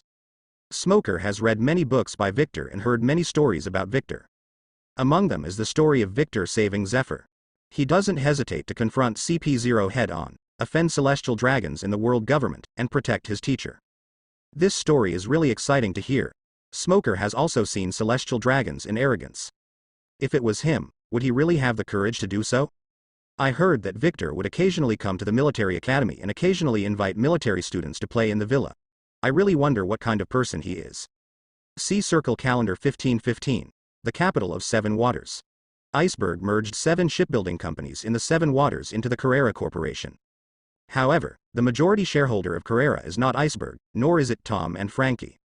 But a woman Bingshan had never seen before. That woman invested a lot of money in the Carrera company a few years ago, allowing them to develop rapidly. Of course, Bingshan and others will not forget their benefactor, Victor Admiral. These are recent orders from Marine. In Carrera's office, Connor handed a document to Bingshan. Produce 30 large warships at one time, including 20 combat ships and 10 supply ships. Please give my thanks to Victor Admiral. Bingshan was grateful from the bottom of his heart. The process of acquiring 7 shipping companies cost a lot of money. Thanks to Victor's big order, it's a blessing in disguise. Yeah. Connor nodded, then turned and left. Under Victor's arrangement, Marine often provided orders to Bingshan and others, so that their company's shipyards never stopped. After sending Connor away, Bingshan heaved a sigh of relief, then changed his clothes, and turned to Frankie who was welding not far away. There is a new order, let's put the work in hand first, and do Marine's work first. Understood. The boatmen collectively answered. In the distance, Robin put down the binoculars in his hand and looked at the newspaper. In the newspaper, it was news about red hair pirates. In the past 2 years, red hair pirates has been very active, and there is a faint tendency to become the overlord in New World. However, Sir Victor did not take any action against them. Will they become obstacles for Lord Victor in the future? Robin thought to himself. Blue, blue, blue, blue. Just then, the phone bug on Robin started beeping. Robin pulled out the phone bug. It's me. Phone bug imitates Clock Doll's voice. Lock Doll said. My people recently found a pair of mother and child, maybe the grown-up will be interested. I see. Robin ended the call. Afterwards, Luo Bing said without looking back, Felix, let's go back. Sabaody Archipelago. Robin and Felix entered Victor's villa one after the other. In the courtyard of the villa, Sabo and Enel are playing vigorously. Both sides come and go, each not giving way. Enel's cultivation talent is indeed very high. In just 1 year, I have fully mastered both 6 styles and hockey. At the same time, I have been able to fight Sabo back and forth. This also stimulated Sabo more, allowing Sabo to spend more time practicing. Robin just took a few glances, and then went into Victor's study. In the study, Victor is reading reports from various places. Starting this year, Victor went to the headquarters less and less often. Now the reports from all over the world are in duplicate, one is sent to him, and the other is sent to Sengoku's office. Of course, small things are handed over to Wright and others. As for the big things, so far last year, nothing major has happened. Robin came to Victor's side. At this moment, there are only Robin and Victor in the study. Robin said to Victor, "Clock Doll's men found ISS Bajan and Wable. After hiding for so long, I finally came out." Victor smiled. Robin asked, "Catch them? What do you think?" Victor asked Robin back. Robin shook his head and said, "There's no point in catching them now. You're getting smarter." Victor reached out and pulled Robin into his arms. Robin didn't resist. "It's the right mindset to do something meaningful," Victor said. For Victor, ISS Bajan and Wable are still useful. Now getting rid of ISS Bajan and Wable will not do Victor any good except to make Zephyr and Zephyr's students feel bad. Robin took Victor's role, so she didn't see the need to grab them. "As long as Master Victor wants to do something, I will definitely complete it," Robin said seriously. Victor raised his hand and squeezed Robin's chin lightly. When Stella entered the study with tea, Robin was already dressed. Although the study room was resprayed with perfume, Stella still smelled a male and female scent. However, Stella didn't say anything, as if nothing happened. "I just wiped off the water stains on the edge of the table while wiping the table." There are many women around Victor. There are more women who want to stay with Victor. Jealousy is a sign of immaturity. Stella has to do better tonight. See Circle Calendar 1516. Shanks formed a large ship group, and successively had frictions with the Whitebeard Pirates, Big O Pirates, and Beasts Pirates. With the approval of the major forces, Shanks became one of the 4 emperors. From Shanks re-entering the Grand Line to his ascent to the 4 emperors. The speed and strength are astounding. This is without a doubt the biggest news of this period. In addition, only the news of the Revolutionary Army can arouse public discussion. On the whole, the world is still very stable. Since Sengoku no longer intervened in the appointment of Marine, and also adopted the recommendation list of Victor, Akainu and others, Marine has become very harmonious, and the sea has become more orderly. Although in the eyes of some people, this is Sengoku's helpless compromise, but the compromise can achieve the goal, so let's compromise. Sengoku is not a stunned young man, he insists on fighting Victor to the end. As long as he can successfully become the marshal, it will be fine. As for the future, let's take a step and see. After all, the world is still in the hands of the world government. See Circle Calendar 1517. Ace said goodbye to Luffy and chose to go to sea. Ace's luck is also good, he got the Mera Mera fruit and formed the Spade Pirates. Soon, Ace appeared in the sight of the world government as a supernova. When Sengoku saw Ace's reward, he had the idea of recruiting Ace. There is only one reason to recruit Ace. Ace is young and has Logia Mera Mera fruit. Since Ace's debut, Ace has shown amazing, destructive power, and great potential. If Ace is allowed to grow, it will be another disaster in the future. New World already has 4 emperors.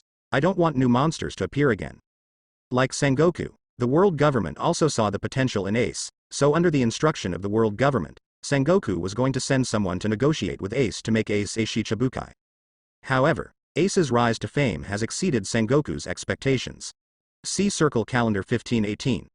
Ace not only became famous all over the world, but also refused Shichibukai's invitation. Afterwards, Ace fought with Jinbei for 5 days and 5 nights, and challenged Whitebeard and failed, and then became the captain of the second team. At this time, Marine realized that there was a problem with Ace's identity. Sengoku's alertness flared. Marineford, Naval Headquarters. When Victor entered the fortress, Marine generals and officers stopped to salute Victor along the way.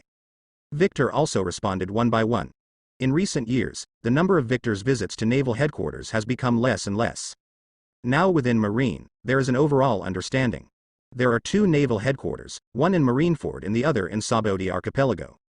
Going to Marineford is just where the job is, going to Sabodi Archipelago to decide on promotion and work arrangements. Victor came to the marshal's office. There is a pirate named Ace. He made his debut 2 years ago and has risen rapidly. Now he has joined the Whitebeard Pirates. As soon as Victor sat down, Sengoku cut to the chase. So? Victor took out his cigarette, smoked and asked, "Does a brat who debuted for 2 years need a buster call?" For Victor's teasing, Sengoku was not angry, he said seriously, "Don't you think he looks like a human being?" "Who?" Victor asked. Sengoku took out the photo and handed it to Victor. It's a picture of Ace's mother. Who is she? Victor pretended not to know him. Sengoku replied, Potter Cass D. Rouge. A name I've never heard of. Victor dropped the photo in disapproval. Sengoku guessed Victor's reaction, so he added, Roger's woman. Roger's woman? Victor frowned. Could it be that kid? Yes. Roger's blood flows in his body. Only that guy's child can grow into such a powerful existence in less than 2 years. Sengoku said coldly. Victor said, it will take some time to prepare for the attack on Whitebeard now. Sengoku shook his head. Can't kill Whitebeard? Marshal, do you think I will lose to Whitebeard? Victor feigned displeasure. Victor, I know you are very strong. Your current strength even surpasses Garp. Sengoku said seriously, but Whitebeard has the power to destroy the world. We can't block all of Marine. Then, Sengoku sighed, we are not ready yet. Victor is a time traveler. He knew what Sengoku meant by preparation. The artificial weapons of the scientific forces have not really replaced Marines. If Marines elite is lost in New World, the whole world will be out of control. Sengoku's concerns are many. In fact, Sengoku's concerns are not wrong. You must know that in the original plot, after the Summit War, Marine lost a lot of elite forces and had to recruit troops from the world.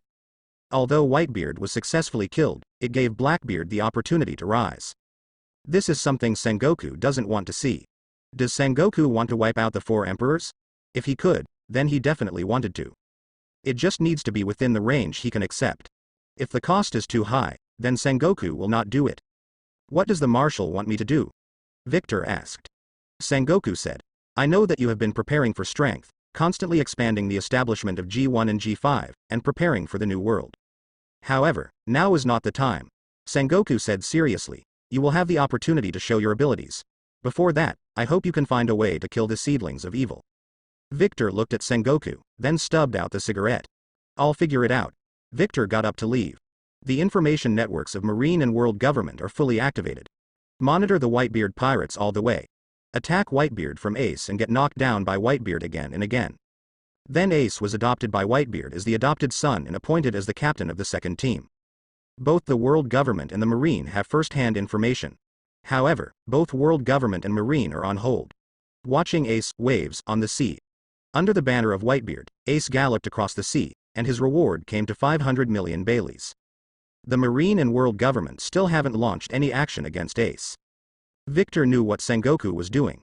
If you want people to perish, you must first make them crazy. Ace rose to fame at a young age, and he had Whitebeard behind him. A child who is capable and doted on by his elders will have trouble sooner or later. Sengoku is worthy of the resourceful general, he can endure and wait. Wait for a chance to kill Ace and Whitebeard all at once. And this opportunity did not make Sengoku wait too long. See Circle Calendar 1519. Whitebeard's 4th team captain Sage got dark fruit. As a result, Thatch was killed by Teach, Teach got the dark fruit, and defected. As we all know, the Whitebeard pirates prohibit infighting. Teach killed Thatch, and the Whitebeard pirates couldn't be unresponsive. Sengoku keenly sensed an opportunity, as predicted. Captain Ace of the 2nd Division left the Moby Dick to track down the traitor alone.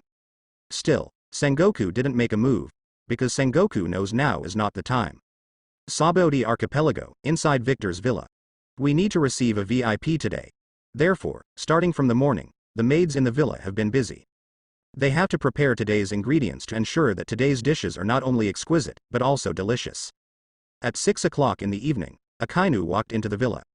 This morning, Victor contacted Akainu and asked Akainu to come to his house for dinner. Guided by Stella, Akainu came to Victor's study. After Shin Duoli served the tea, she left the study. I came here suddenly, what's the matter? As soon as Akainu sat down, he asked Victor.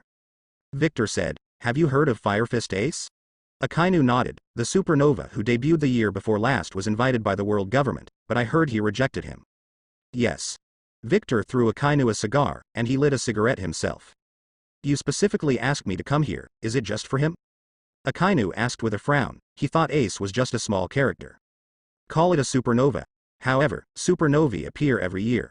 For example, this year's Cavendish, the newspapers are also talking about it. When these supernovas debut, everyone seems to be one piece. The results of it? It will not take a year for them to be forgotten. Because they all need access to the new world. New World is a paradise for monsters, the territory of the strong, and the weak can only be eliminated. Actually, he has another identity, Victor said with a blank face. Another identity? Akainu asked curiously, what identity? Victor said. If his true identity is exposed, the whole world will be shocked. Akainu's curiosity was piqued by Victor. Victor gently wrote a name on the table with T. After seeing the name, Akainu's eyes sharpened. How did you know? Akainu asked Victor seriously. Victor replied. Sengoku told me, there should be nothing wrong. Is he trying to do something again? Akainu heard that it was Sengoku who said it, and he immediately became alert. Now Akainu has a bad impression of Sengoku. In Akainu's eyes, Sengoku is a hypocrite, a ruthless and treacherous villain. Moreover, Ace is Roger's son. How could he tell Victor about such an important situation? That must have ulterior motives, and it is estimated that he is trying to trick Victor again. Hearing this, Victor smiled and said, I don't know what Sengoku wants to do, but we can't let go of this opportunity. Akainu nodded and said, what do you want to do? Victor said, catch Ace, perform a public execution, then use Ace as bait to lure Whitebeard out. Akainu's eyes lit up after hearing this. As expected of Victor, he is a man whom he can respect. I support you. Akainu said immediately. Victor said seriously, however, the sacrifice will be great this time. Akainu gritted his teeth and clenched his fist, yeah.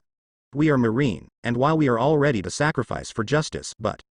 Victor took a deep breath and said, there will be many parents who will lose their children, many wives who will lose their husbands, and many children who will lose their fathers.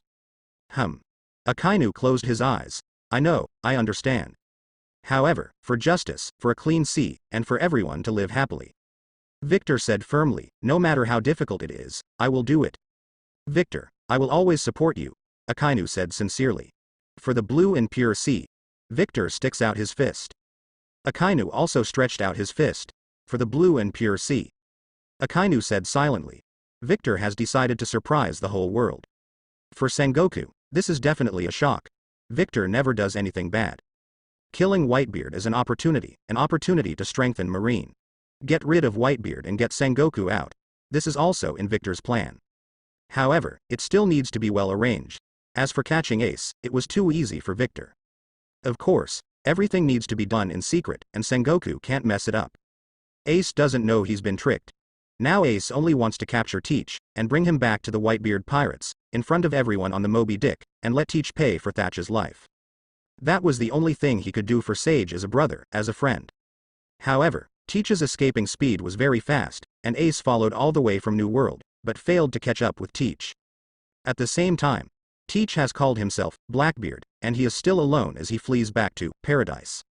He has not met the original members, such as the sniper Van Oka, the navigator Raphael, the helmsman Giza's Badgers, and the ship Dr. Poison Q. Because of this, Teach is relatively low-key. Therefore, so far, he has not been wanted by Marine.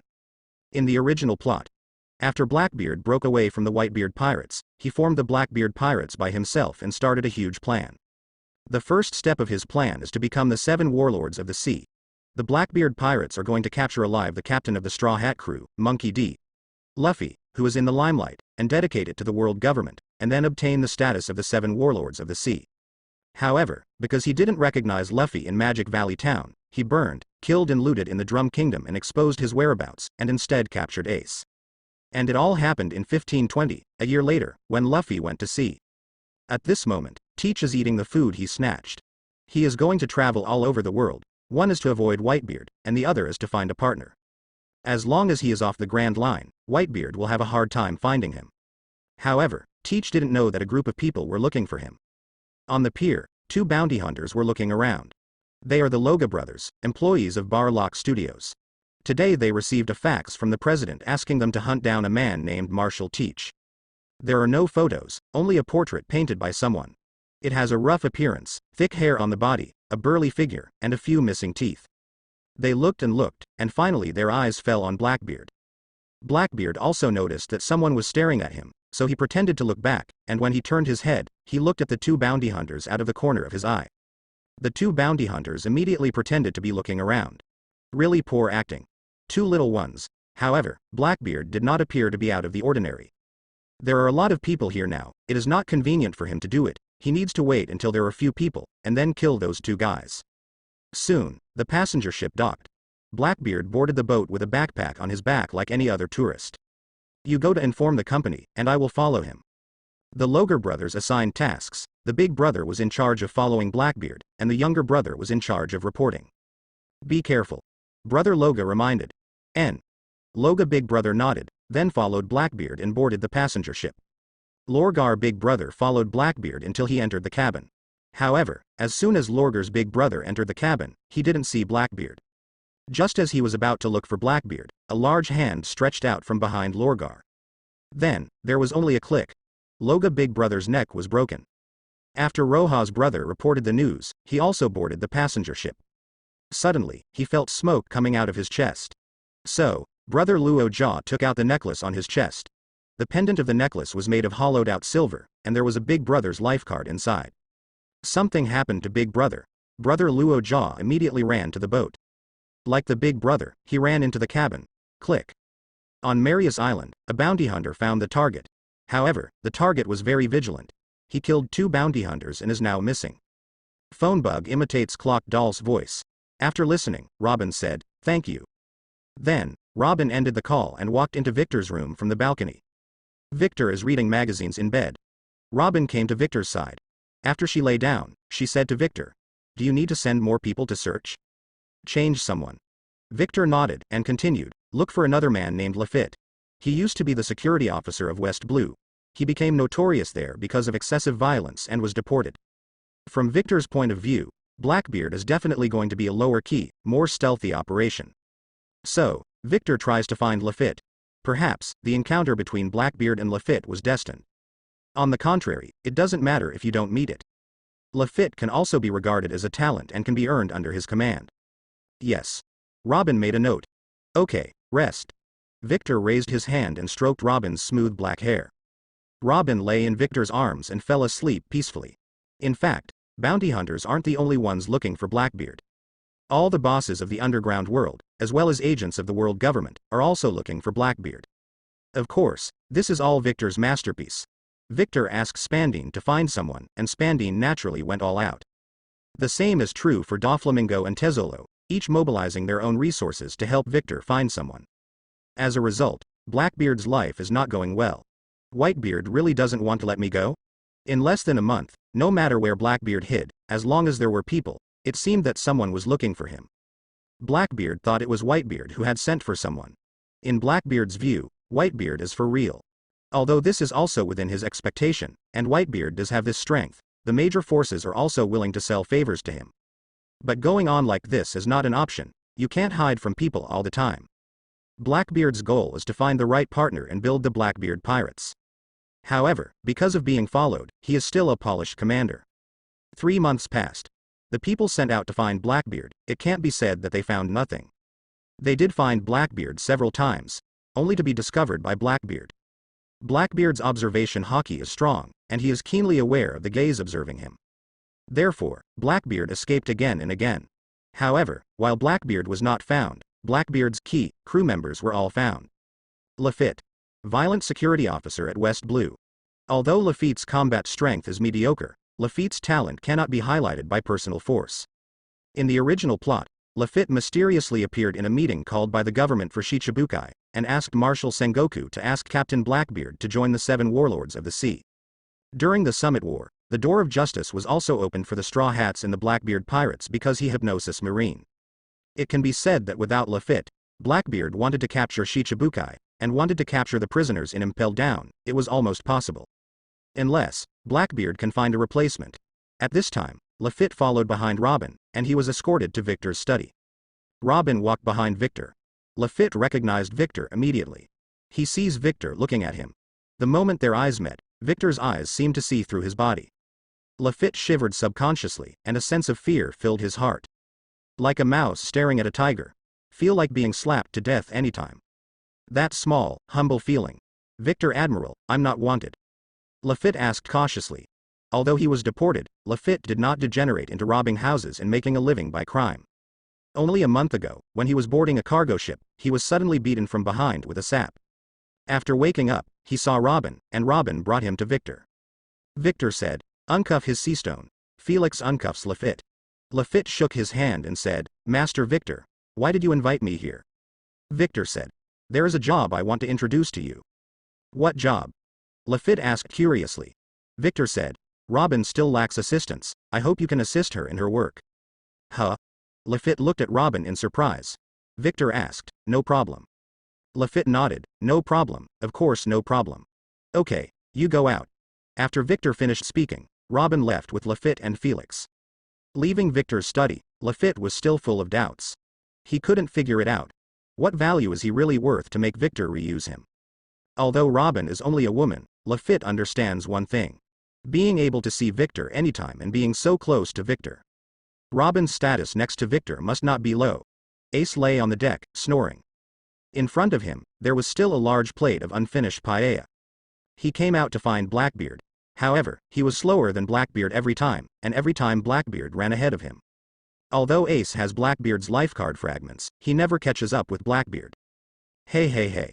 Marine ahead. Suddenly, the sailors on the ship widened their eyes. When Marine came, they became nervous instead. While this cargo ship is a serious cargo ship, the man on deck is Ace of Firefist. They witnessed Ace fighting a gang of pirates. Just a punch. Firefist devours enemy pirate ships. If Ace and Marine conflict, if it affects them, the consequences will be disastrous. Just when the sailors were uneasy, the warship drove past them. Surprise. The sailors were all relieved. Master Victor, we have tracked the location of the target. Spandane grinned and reported to Victor obsequiously. Oh? Hearing this, Victor had a smile on his face. Have you not been noticed? Spandane replied. Don't worry, Mr. Victor, he is a very reliable eyeliner. The eyeliner of the world government is not only the secret agents, but also some ordinary people who are bought by the world government. Although Blackbeard's vigilance is high, he cannot guard against everyone. Coupled with Blackbeard's own appearance, it is easy to attract the attention of passers-by, and it is normal for ordinary people to look at him a few more times. Victor hummed, send me the location. Yes. Spandane immediately faxed the location to Victor. Victor walked out of the villa, glanced at Kuina and others who were practicing, then jumped up and walked away against the wind. Blackbeard took out the small box from his arms. Inside the box are 2 lifecard fragments. One is Whitebeard's lifecard and the other is Ace's lifecard. Whitebeard's lifecard fragments did not move. On the contrary, Ace's lifecard has been approaching in his direction. Ace really won't let him go. However, even if he is caught up by Ace, Blackbeard is not afraid of him. Blackbeard is still very confident in his strength. With his strength, even without dark fruit, he can still solve Ace. It's just that Blackbeard has plans and intentions of his own. He's not going to pack Ace until he's ready. As for Ace tracking, Blackbeard didn't take it seriously at all, because Blackbeard doesn't need to sleep. Therefore, it is impossible for Ace to catch up to him. Just when Blackbeard was about to sit down to eat, he suddenly sensed danger. Someone found him. The feeling of being locked into observation hockey is a very strange feeling. Subconsciously, I will remind myself that there is danger. Blackbeard immediately stood up, and the Sakura peach pie he bought from the market fell to the floor. Your vigilance is high. At this time, a figure fell from the sky. The man's handsome appearance, coupled with the justice cloak on his body. Victor. Why is he here? Blackbeard looked sullenly at the man in front of him, and his mind began to guess Victor's intentions. At this point, Blackbeard visibly tensed up. Victor, that is the strong man who defeated the Golden Lion and the Red Earl successively. The man honored as the strongest admiral in Marine. You must be thinking, why should I come to you? You are not wanted yet. In Marine's eyes, he is just a small person. Yes. Victor said with a blank face. After being seen through by Victor, Blackbeard suddenly smiled. He looked like a big fool with no heart. Master Marine, I am not breaking any law now. However, as soon as he said that, Victor disappeared in place. There were only afterimages passing before Blackbeard's eyes. Almost to the naked eye, there is only a flash of black shadow. Boom. The fist squeezed the air. Blackbeard raised his hands, putting them in front of him. Boom. Blackbeard was sent flying. His body rolled awkwardly on the ground. Too fast. The fist is too heavy. Blackbeard felt like his guts were going to be blown apart. But now it's not just about Victor's speed and strength. His observation hockey just failed. What's going on? Why can't observation hockey judge Victor's attack? Just as Blackbeard was about to stand up, Victor caught up again. Victor lifted his foot and kicked it out. After being kicked in the cheek, Blackbeard's body spun in the air like a spinning top. Rumble. Blackbeard's body slammed into the woods, smashing hundreds of trees before coming to a halt. As Victor approached, he raised his foot again, ready to stomp, when Blackbeard suddenly raised his hand. Blackbeard's hand was in front of him, blocking Victor's foot from stepping on his face. "It's too much. Do you want to kill me this time?" The corner of Blackbeard's mouth was bleeding, his eyes were full of murderous intent, and his angry face became even more violent. Now he didn't want to know Victor's intentions. He could feel that the other party really wanted to kill him. That being the case, there is no need to hide strength. Facing an opponent of Victor's level, if you don't try your best, you have no chance of surviving. Victor's face was expressionless, but a terrifying murderous intent erupted in his eyes. There was a flash of red light in Victor's eyes. Boom. His foot slammed into Blackbeard's face. Click. The bridge of Blackbeard's nose and brow bones were shattered. Bleeding from nose and mouth. Victor even stomped on the leather shoes on his feet, as if he was trying to stub out a cigarette. At the same time, black smoke rose from under Victor's feet. Then, the entire forest was shrouded in darkness. Blackbeard sank into darkness, and Victor felt himself being sucked downward. Blackbeard activates Dark Fruit's ability, Dark Hole. The darkness is released to the ground in a large area, and people or objects touched by the darkness will be sucked in and sink, compressed and shattered with infinite power, which is equivalent to a small black hole. In the original plot, when Blackbeard showed his ability to ace, he used this trick to instantly turn a town into nothingness. Interesting ability. Victor felt his body sinking. Victor isn't too worried, though. Seeing Victor stare, he instantly transformed into a 50-meter tall Titan.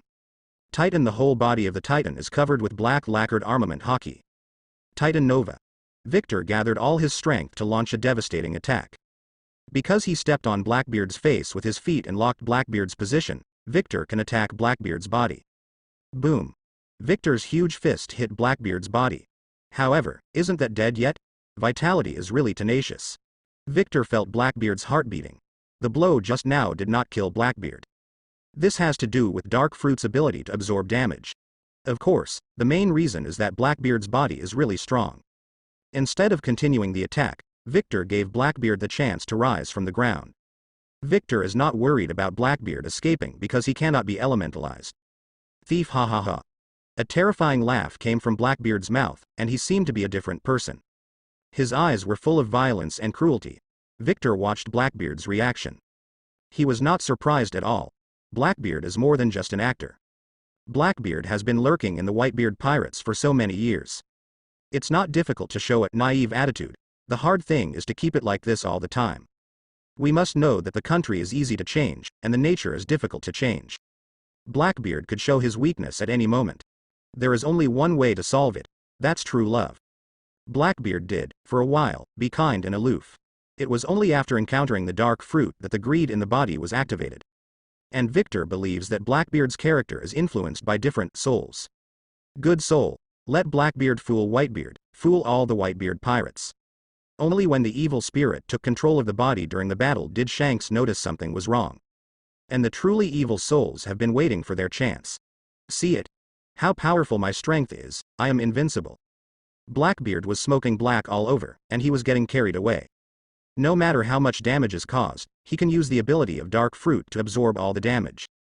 It still hurts, but it hurts. Just don't die. Victor, in Titan form, hums, and then... Boom. Victor slammed down with a fist. Blackbeard raised his hand, and a black vortex appeared in the palm of his right hand. Fist hit Blackbeard's palm vortex. The strength of the fist was completely absorbed by the black vortex. Before waiting, however, Blackbeard laughed smugly. Victor punched again.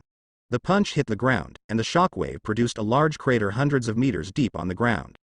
Blackbeard's body was blasted into the sky after being hit by the shockwave. In the air, without waiting for Blackbeard to adjust his body. Boom. Another blow came.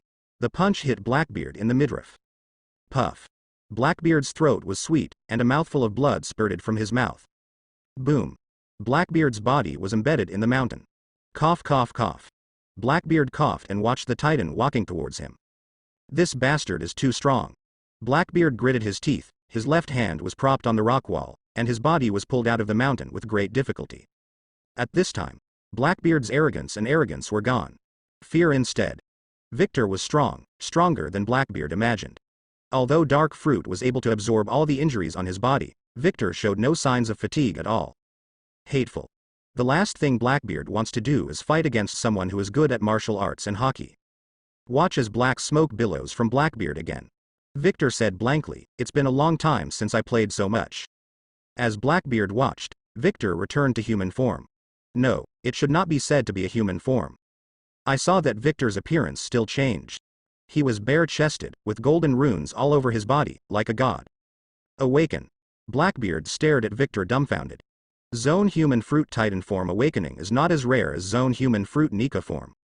However, there are only a handful of people who can awaken. It seems you know a lot, Victor said calmly. Why are you targeting me? Blackbeard asked Victor through gritted teeth. He didn't understand why Victor would come to target him, a little guy. Although Blackbeard is confident, as long as he is given a little time and allows him to grab more and more powerful abilities, he can defeat Victor.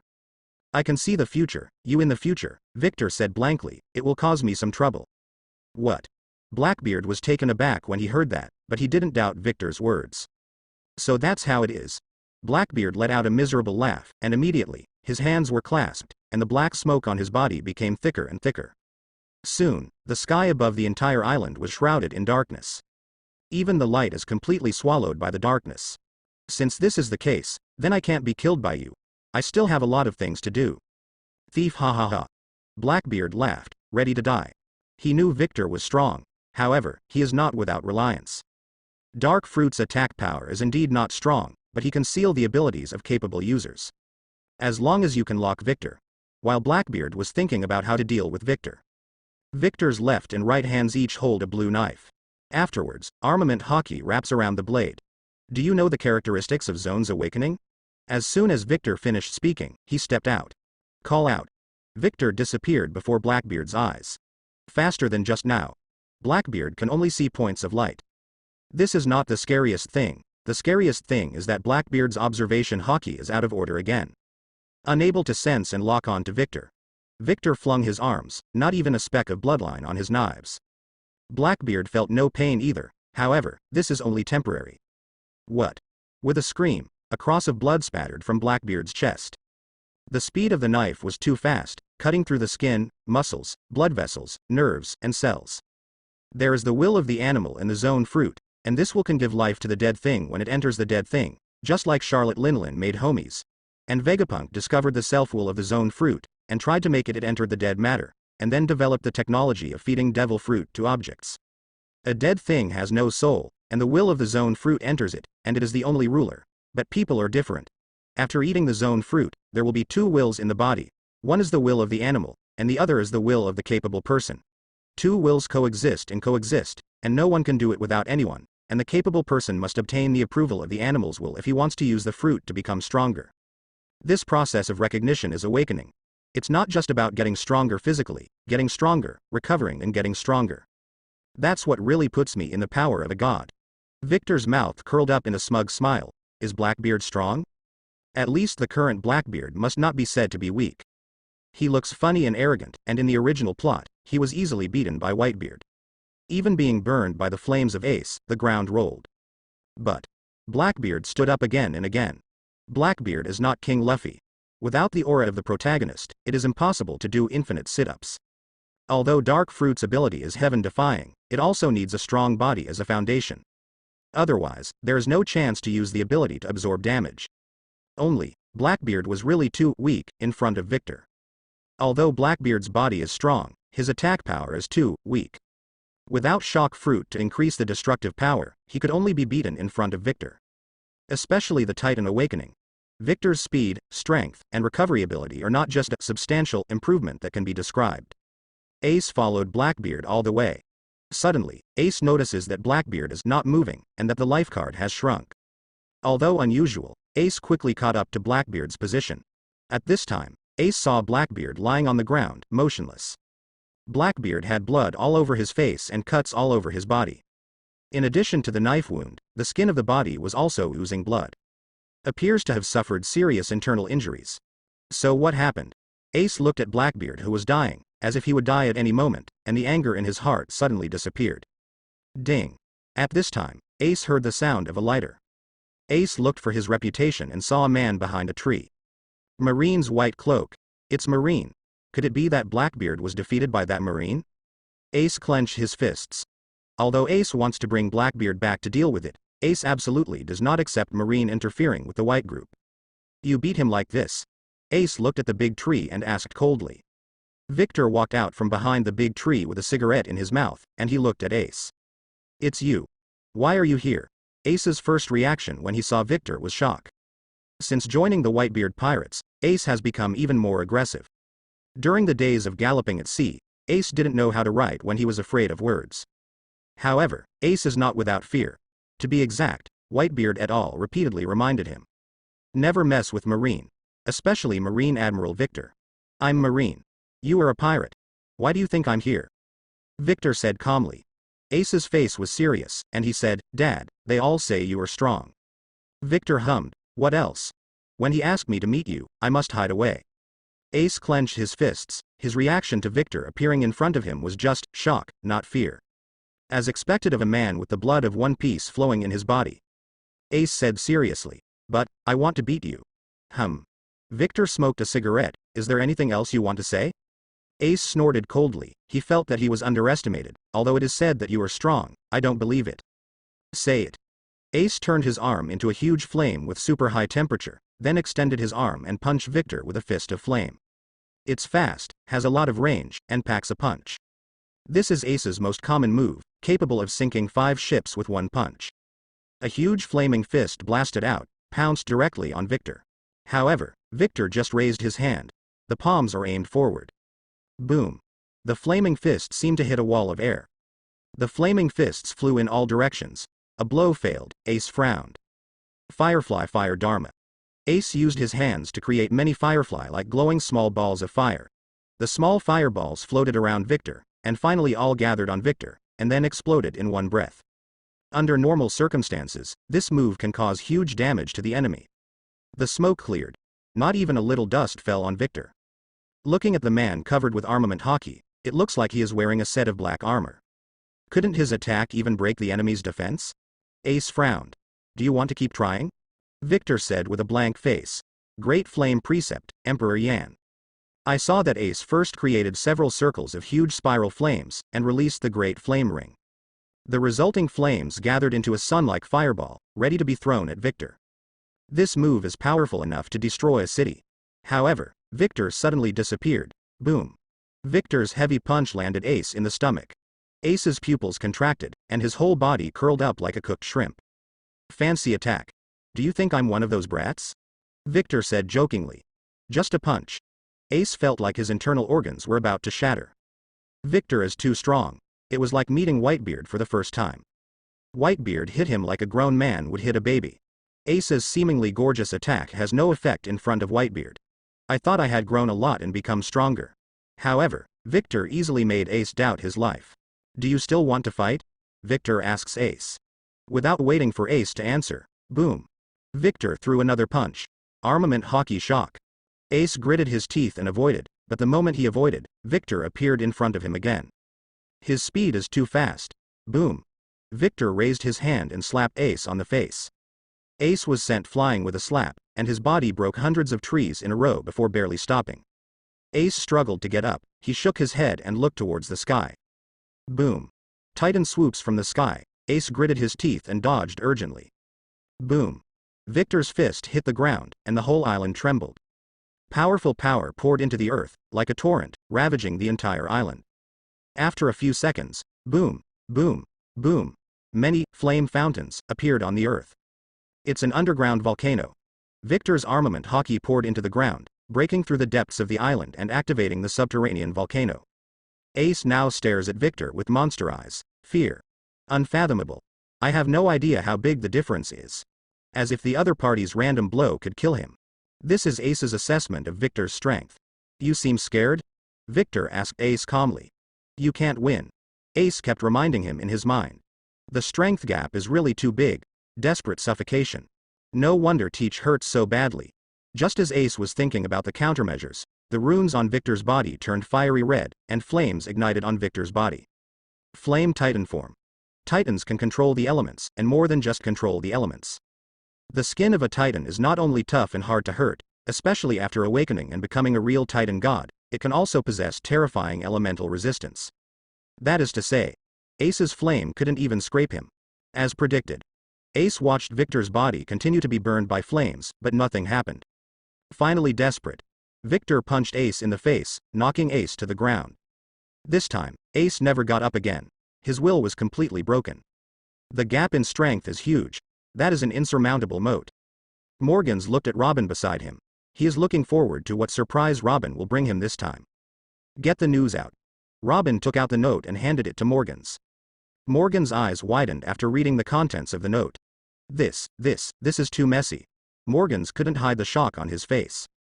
Robin said, looking forward to tomorrow's paper.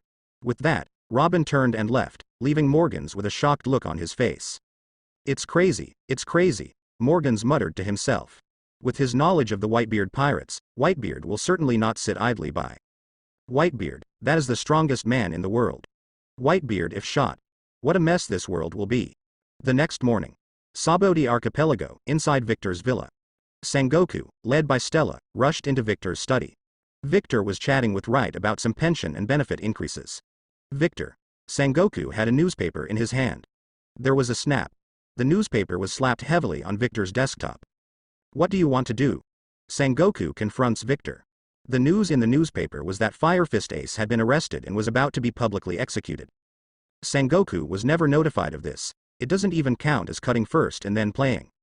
If he hadn't read the newspaper, Sengoku would have no idea what Victor was doing recently. Marshal, are you angry about the public execution of Ace? Victor asked Sengoku calmly. Sengoku gritted his teeth and asked, answer me, what the hell are you going to do? Of course, let Summit War come early. Victor thought in his heart, but he replied, get rid of Whitebeard. Starting from Whitebeard, clean up all the pirates in New World. Are you crazy? Sengoku took a deep breath. Are you ready? That's Whitebeard. If not, do you really have enough time to prepare? Just don't want to make you comfortable. Victor was smug. Sengoku's reaction was as he expected. Marshal, Whitebeard is old. Victor said disapprovingly, an old and injured Whitebeard. Do we need to be overly cautious? Seeing Victor's disapproving look, Sengoku's eyes widened. Do you know how many people will die? Sengoku is angry because he is not ready yet. Such as science troops. In order to win over Kizaru, Sengoku has handed over the science unit to Kizaru. However, Kizaru recently reported that the artificial weapons are not yet complete enough to be directly put into actual combat. Without artificial weapons, how much sacrifice would it take to deal with Whitebeard purely with Marine's flesh and blood? Sengoku has already imagined the scene of the tsunami hitting the headquarters. Marshal, contrary to your opinion, I think now is a good time to get rid of Whitebeard. Victor shook his head. He said firmly, I have prepared 100,000 elites. If Whitebeard dares to show up, let them come and go. Victor's words made Sengoku's heart tighten. Victor secretly assembled 100,000 Marines without telling him. The scariest thing is, Sengoku doesn't even know about it. As a man who wants to rule the sea, Sengoku had a feeling that his body was being sucked out. Marshal, this war is still dominated by you, and I will not steal your limelight. Victor said with a smile on Sengoku's shoulder. See Circle Calendar 1519. East Blue, Windmill Village. As Victor's popularity grew, Garp came home more and more often. Garp has no idea about power. It's enough to be a free vice admiral. As for the leader of the faction, the leader of the marine, the king of the sea? He never thought about such a thing. Today, however, a newspaper puts Garp on vacation for good. Marine is going to publicly execute Ace. Garp was stunned. Grandfather. Just before Garp recovered, Luffy rushed back from the yard, and he rushed in front of Garp. Luffy was still holding the newspaper in his hand, and he asked in panic, Grandpa, Ace, something happened to Ace. Garp clenched his fists, took a deep breath, and said in a stern tone, I warned you a long time ago, don't be a pirate. Although Garp is flustered now, he can only show this attitude. After a while, Dayton storms Garp's house. Dayton was nervous. Even if she was caught by Garp, she had never been so afraid. Ace, go and save Ace. Executed publicly by Marine. Once the newspaper publishes it, it means death. Although Dayton always said that she hated Ace and Luffy, she really treated Ace as her own son. Garp didn't answer. Aren't you the hero, Garp? You must be able to save Ace. Dayton looked at Garp's expression, and suddenly his heart sank. New World, Mobadica. All members of the Whitebeard pirates were silent at this moment. After Whitebeard finished reading the newspaper, his face was frighteningly gloomy. Both Ace and Blackbeard were caught. Blackbeard was publicly executed, which Whitebeard didn't care about. But why is Ace also involved? Dad, go get Ace back. Father. Daddy, get Ace back. Everyone on the Moby Dick spoke one after another. Whitebeard heard the words and snapped, quiet. For a split second, the Whitebeard pirates were silent. Whitebeard gave no orders. Moby Dick fell silent. At the same time, Sengoku sent people to closely monitor the Whitebeard pirates, especially the main ship Moby Dick. Marine also dispatched G1, G5, and G14 branches to deal with emergencies at any time. At the same time, a deserted island in the New World. The Red Hair Pirates are resting on the island. They had a party last night, and most of them haven't had enough sleep today. At this point, Shanks looks at the newspaper. The contents of the newspaper made Shanks frown. Something's going to happen. Shanks stands up, he wants to stop Whitebeard. If Whitebeard leaves New World now, times will be abysmal. Now is not the time for Whitebeard to step down from his supremacy. Bros. Shanks woke up Beckman et al. Legilu was still sleepy. We have something to do. At the same time, Charlotte Linlin, Kaido and others are also ready to move. Holy Land, Mariajoy. Sengoku came in front of Sora, and he kept complaining like a bitter woman. That bastard Victor didn't listen to my advice at all. I already told him not to use Fire Fist Ace for now. Whitebeard will definitely not sit idly by. We and the Whitebeard pirates are forced to fight. There is not much time for us to prepare now. Even if we are fully prepared now, it is too late. That guy Victor, he has no idea how scary Whitebeard is. Sengoku babbled, his sanity seemed to disappear. Sora didn't tell Sengoku to stop, but calm down and listen to Sengoku's complaints. Kong has served as a marine marshal, and knows how difficult it is to manage the thorns. Like Garp. A thorn in a thorn. Make Garp obey orders? That's simply not possible. However, Garp's strength is strong, and his prestige is still high, so he can't be suppressed. However, Sengoku is even worse. Because Victor is the top thorn in the head, more headache than Garp. Moreover, Victor's strength is stronger and his prestige is higher. How does Sengoku manage someone younger, stronger and more prestigious than himself? After a while, Sengoku finally stopped, comfortable. I've been holding back for too long.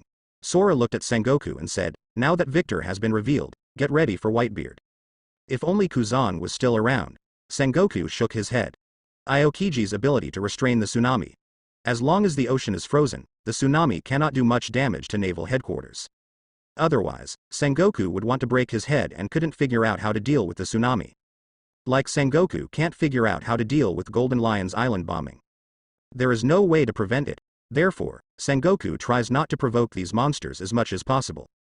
Kong took out a cigar. According to the latest information, the Moby Dick is silent and has not contacted anyone. The 4 emperors have been under the watchful eye of the world government. However, so far, the Whitebeard pirates have not only not moved the Moby Dick, but have not even contacted anyone. This is so unreasonable. Blue blue, blue blue. At this moment, the phone bug on the empty table started calling. Hearing the call of the phone bug, Sora picked up the receiver. The Red Hair Pirates have emerged, approaching Whitebeard's territory. After hearing the latest information, Sora and Sengoku changed their faces at the same time. What are the Red Hair Pirates trying to do? At such a time, suddenly approaching Whitebeard. Stop them. Sengoku asked Sora. Sora shook his head, our troops in New World are too small. Marine has only 4 troops in New World. There are 3 branches of G1, G5, and G14, and there is also a scientific army. Although Victor continues to expand G1 and G5, the total force is still insufficient. And if the enemy is the Imperial group, these 4 troops together are not enough. Red Force, the flagship of the Red Hair Pirates. When the Red Force showed up, Whitebeard got the message too. There is no harmony among the Imperial groups, and it is normal for conflicts to break out between each other. However, because the 4 emperors have a tacit understanding of the king does not see the king, therefore, it is all the subordinate pirates who are making trouble, and it will not expand into a full-scale war. This time, however, the redhead went right into Whitebeard's turf, which doesn't make much sense. Father, do you want to kill them? At this point, someone has already started booing. The Whitebeard pirates are dealing with Ace's business, but they don't have the time to play with the red-haired Shanks. In the eyes of most of the Whitebeard pirates, Shanks is not worthy of being equal to Whitebeard. You know, when Whitebeard and Roger were neck and neck, Shanks was still on the pacifier. Kulalala. Let them come here. Whitebeard said with a smile. Shanks can also be regarded as the one he watched growing up. Now, Shanks has become the 4 emperors, and Whitebeard is also curious about Shanks' purpose. Without the obstruction of the Whitebeard pirates and the affiliated pirates, Shanks arrived in front of the Moby Dick smoothly. Red Force and Moby Dick docked side by side. At this time, Shanks came to the Moby Dick with a large barrel of wine. The many pirates of the Whitebeard pirates took up their weapons one by one and looked at Shanks viciously. On Red Force, the members of the Red Hair pirates weren't even a little scared. Vice Captain Beckman, Sniper Usopp, Chef Lajiro, Ship Dr. Gerda, Navigator Bendick Snake, Musician Bank Pinch, Mangshita, Combatant Lime Jones, Roaring Gab, all of them exist. They seem to ignore the difference in numbers. If you want to fight, let's fight. The Red Hair pirates are the same as the Straw Hat pirates. They seem to be few people, but in fact, they are all big ships. As long as Shanks gives an order, he can attract tens of thousands of pirates at any time. This is the Emperor of the Sea, not only possessing the strength of a monster, but also possessing the power of an emperor. With one order, tens of thousands of combat forces can be recruited. The two sides are at war. At this moment, Shanks' mouth curled into a smile. Conqueror's hockey broke out. On the Moby Dick, some pirates fainted directly. Not only that, the handrails on the side of the ship and the walls of the cabin were also cracked. Marco and others watched this scene. It is common sense that Conqueror's hockey can stun the unsteady as well as the weak. However, it can crack the handrails on the ship and the walls of the cabin. It's not easy. Seeing this scene, Whitebeard snorted coldly. He knew Shanks was here to stand up. I want to let the Whitebeard pirates know how powerful Shanks is. As predicted, the members of the Whitebeard pirates can no longer take Shanks lightly.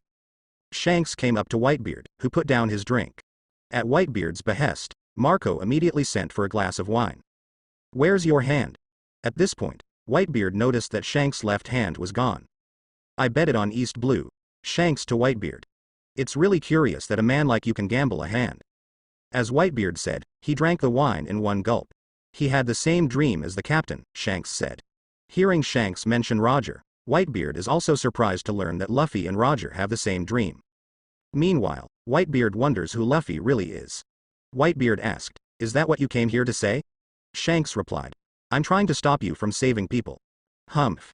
You brat, what right do you have to tell me what to do?" Whitebeard snorted coldly. "If you insist on going your own way, then I can only use my own method." Shanks said while drinking, "Humph," a cold snort. Whitebeard suddenly grabbed the naginata and slashed at Shanks. Faced with Whitebeard's sudden attack, Shanks also drew his knife. When Whitebeard's clump of cloud slices on Shanks' griffin. As the two slashed at each other, their eyes glowed red, and Conqueror's hockey erupted. The strong impact of Conqueror's hockey and armament hockey pushed the surrounding seawater away, and the calm sea was like a raging storm. "Look at the sky." At this time, I don't know who shouted. The members of the Whitebeard pirates, as well as the members of the Red Hair pirates, looked up at the sky. The sky, which was clear just now, is now covered with dark clouds, and the sky is cracked. The dark clouds in the sky were divided, and the sky seemed to be slashed. Humph. A cold snort. Whitebeard and Shanks agreed to close the knife. Fighting on the Moby Dick.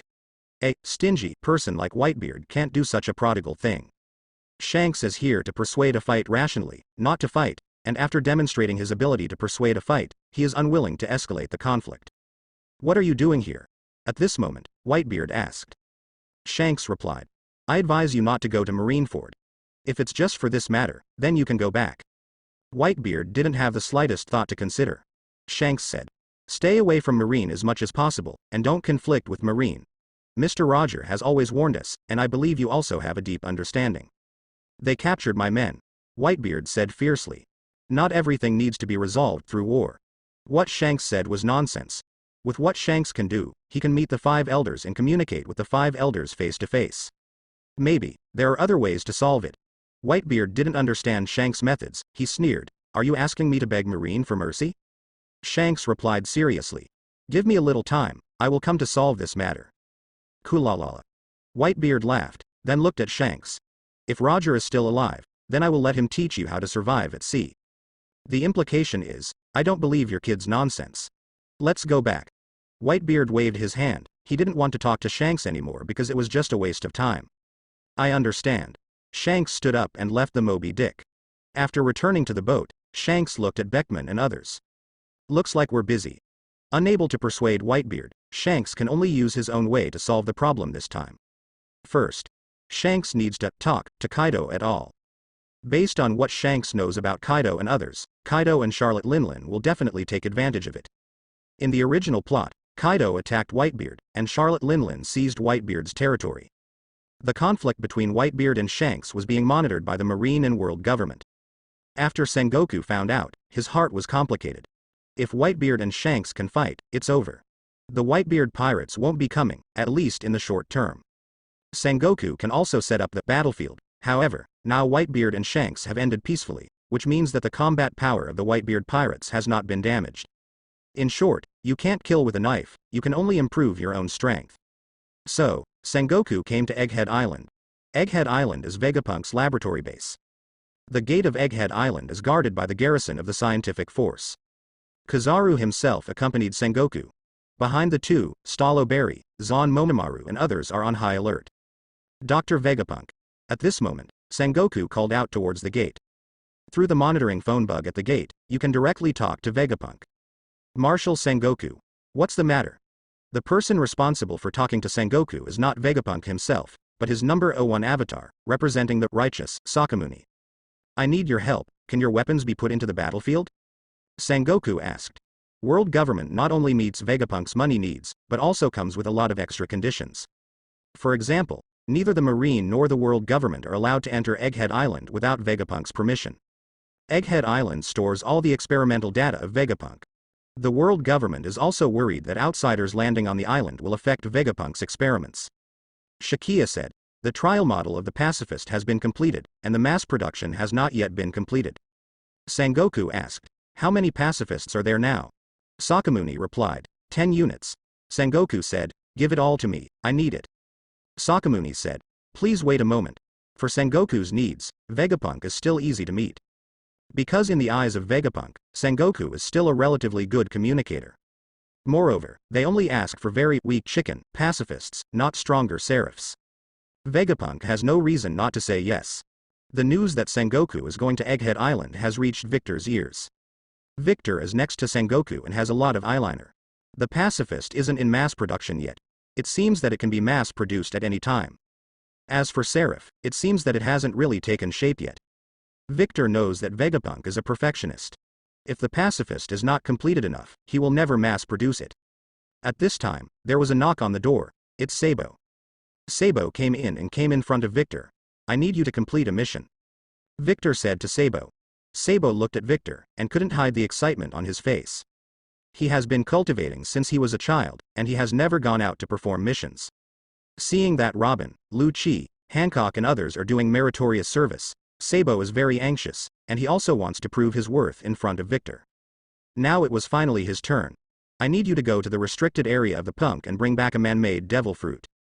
Victor said to Sabo, artificial devil fruit? Sabo heard this word for the first time. Devil fruit is also man-made?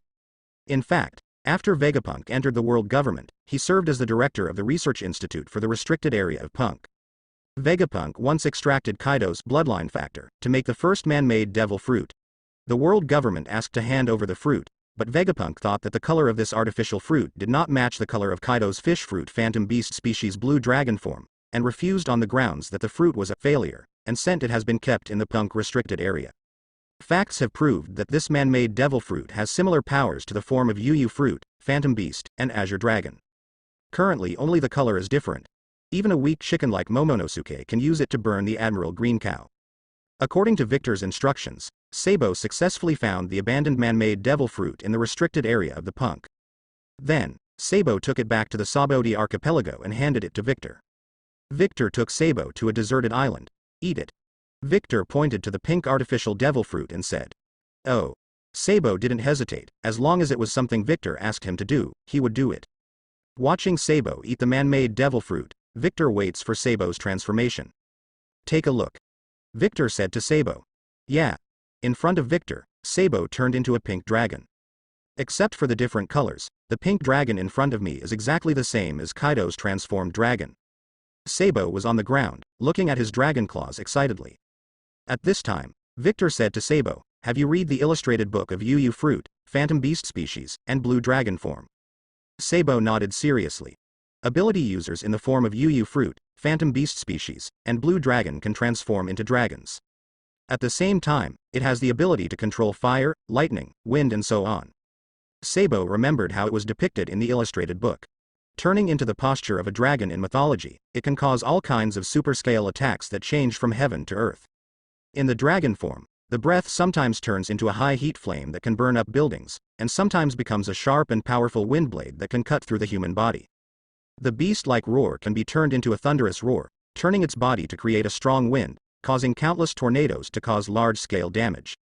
Also, by grabbing the flame cloud it created in the sky, it can float and move in the sky. Use the created flame cloud to cover the object, allowing objects around it to float. In the human beast form, it not only has the dexterous and fast movement of the human state, but also has a variety of attacks in the dragon state. With the dragon claw fist, I hope you can unleash its full power. Victor said to Sabo. Sabo replied seriously. He will live up to Victor's expectations. Today is another day of silence for the Whitebeard pirates. Moby Dick was motionless. It should be the same as yesterday. The officers and soldiers on the Marine fleet in charge of monitoring thought so, and they even made a report. Just revised the date reported yesterday. However, the Moby Dick suddenly moved. Only a loud bang was heard. A warship was attacked by an unknown object, and a large hole was knocked out of the bottom of the entire ship. Blue blue. Blue blue. The phone bug kept calling. Sengoku immediately picked up the microphone of the phone bug. Marshal. The fleet responsible for monitoring the Whitebeard pirates has lost contact. The phone bug imitates the panicked voice of a Marine Commodore. I see. Sengoku looked serious, then put down the receiver and ended the call. Then, Sengoku called a military meeting through the radio. In the combat conference room, Victor, Kizaru, Akainu, Garp, Crane, Momoshagi, T-Pig, Huashaoshan, Ghost Spider, and others have all arrived. For this public execution, Naval Headquarters mobilized with all its might. The strength of the headquarters, as well as the elites transferred from various branches. In addition to this, there is the Shichibukai, the man-made weapon of the Science Corps. Sengoku has all the chips on it, just got bad news. The Whitebeard pirates are on the move, they wiped out the surveillance fleet and disappeared. From now on, we must be prepared to be attacked.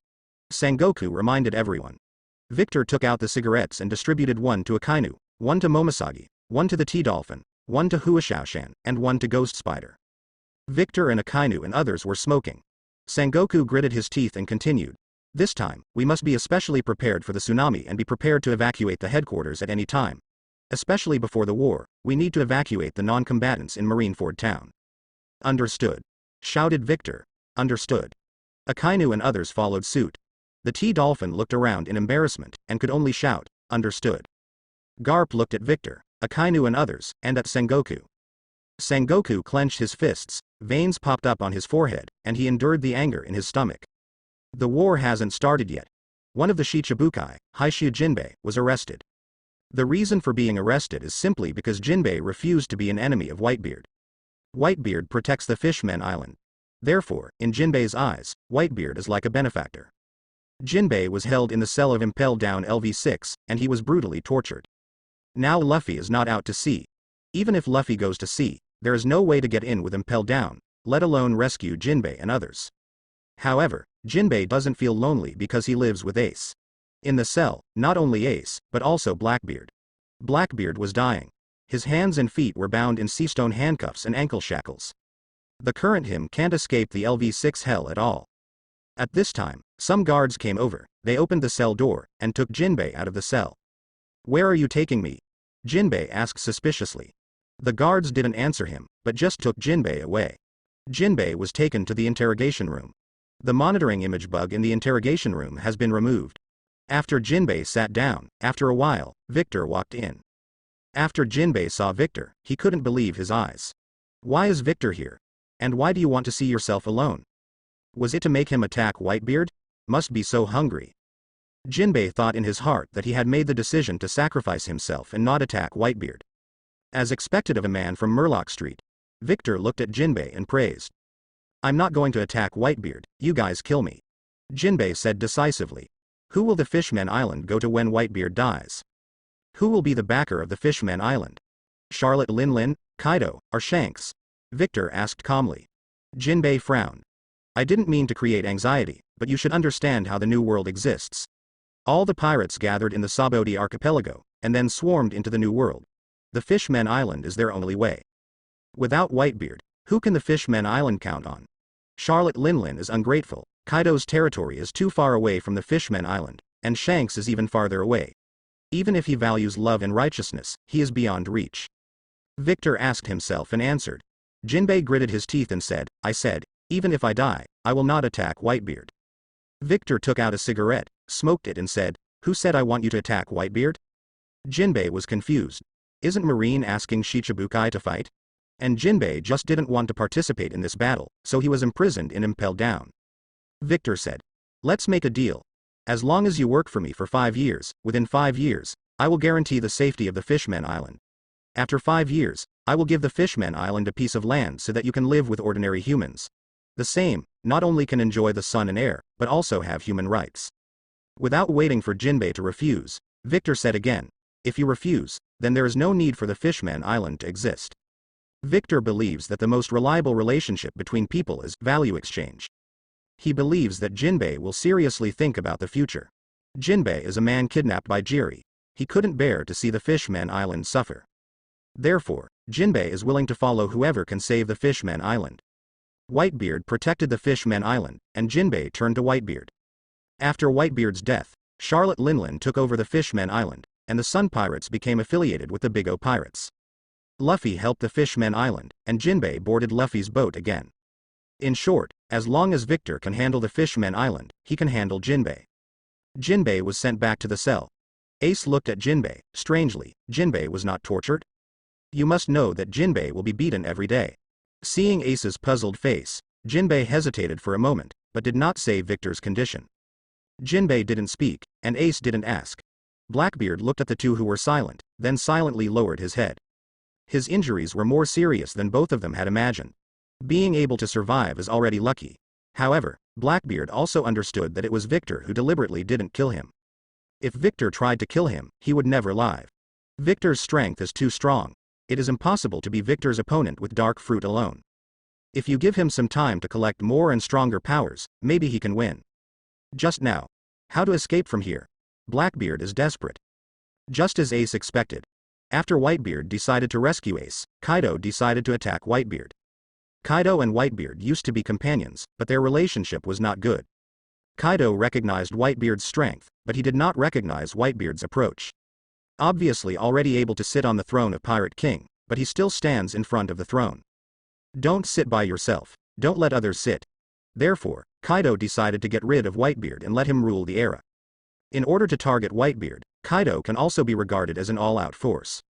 Kaido, Jin, Quinn, Jack and others, with all the ships and troops.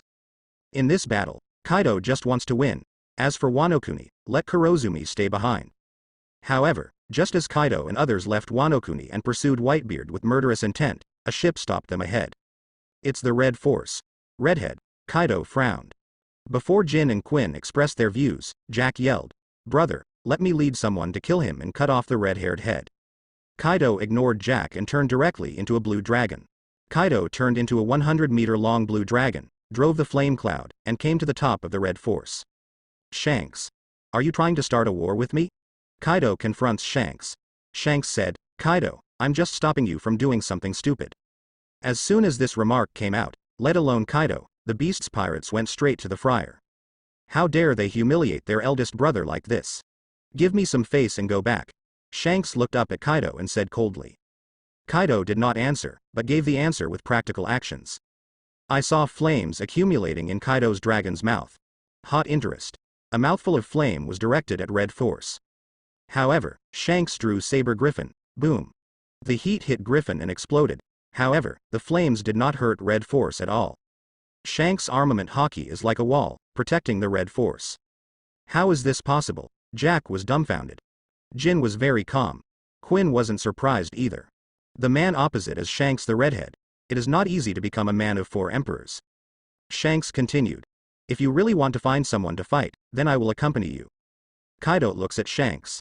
Shanks' eyes were glowing red, and at the same time, the killing intent and aura on his body, like substance, made the clear sky dim, and the calm sea rolled up waves. Kaido's intuition told him, Shanks are strong. That's the feeling you get when facing Roger. Then let's fight. Kaido is not cowardly. If he wants to sit on the throne, whether it is Whitebeard or Shanks, he needs to step over. The days passed. The day of execution finally came. The location is still Marineford Square. Because it is a public execution, live broadcast is a must. In the square of the Saboti archipelago, hundreds of thousands of people await their execution.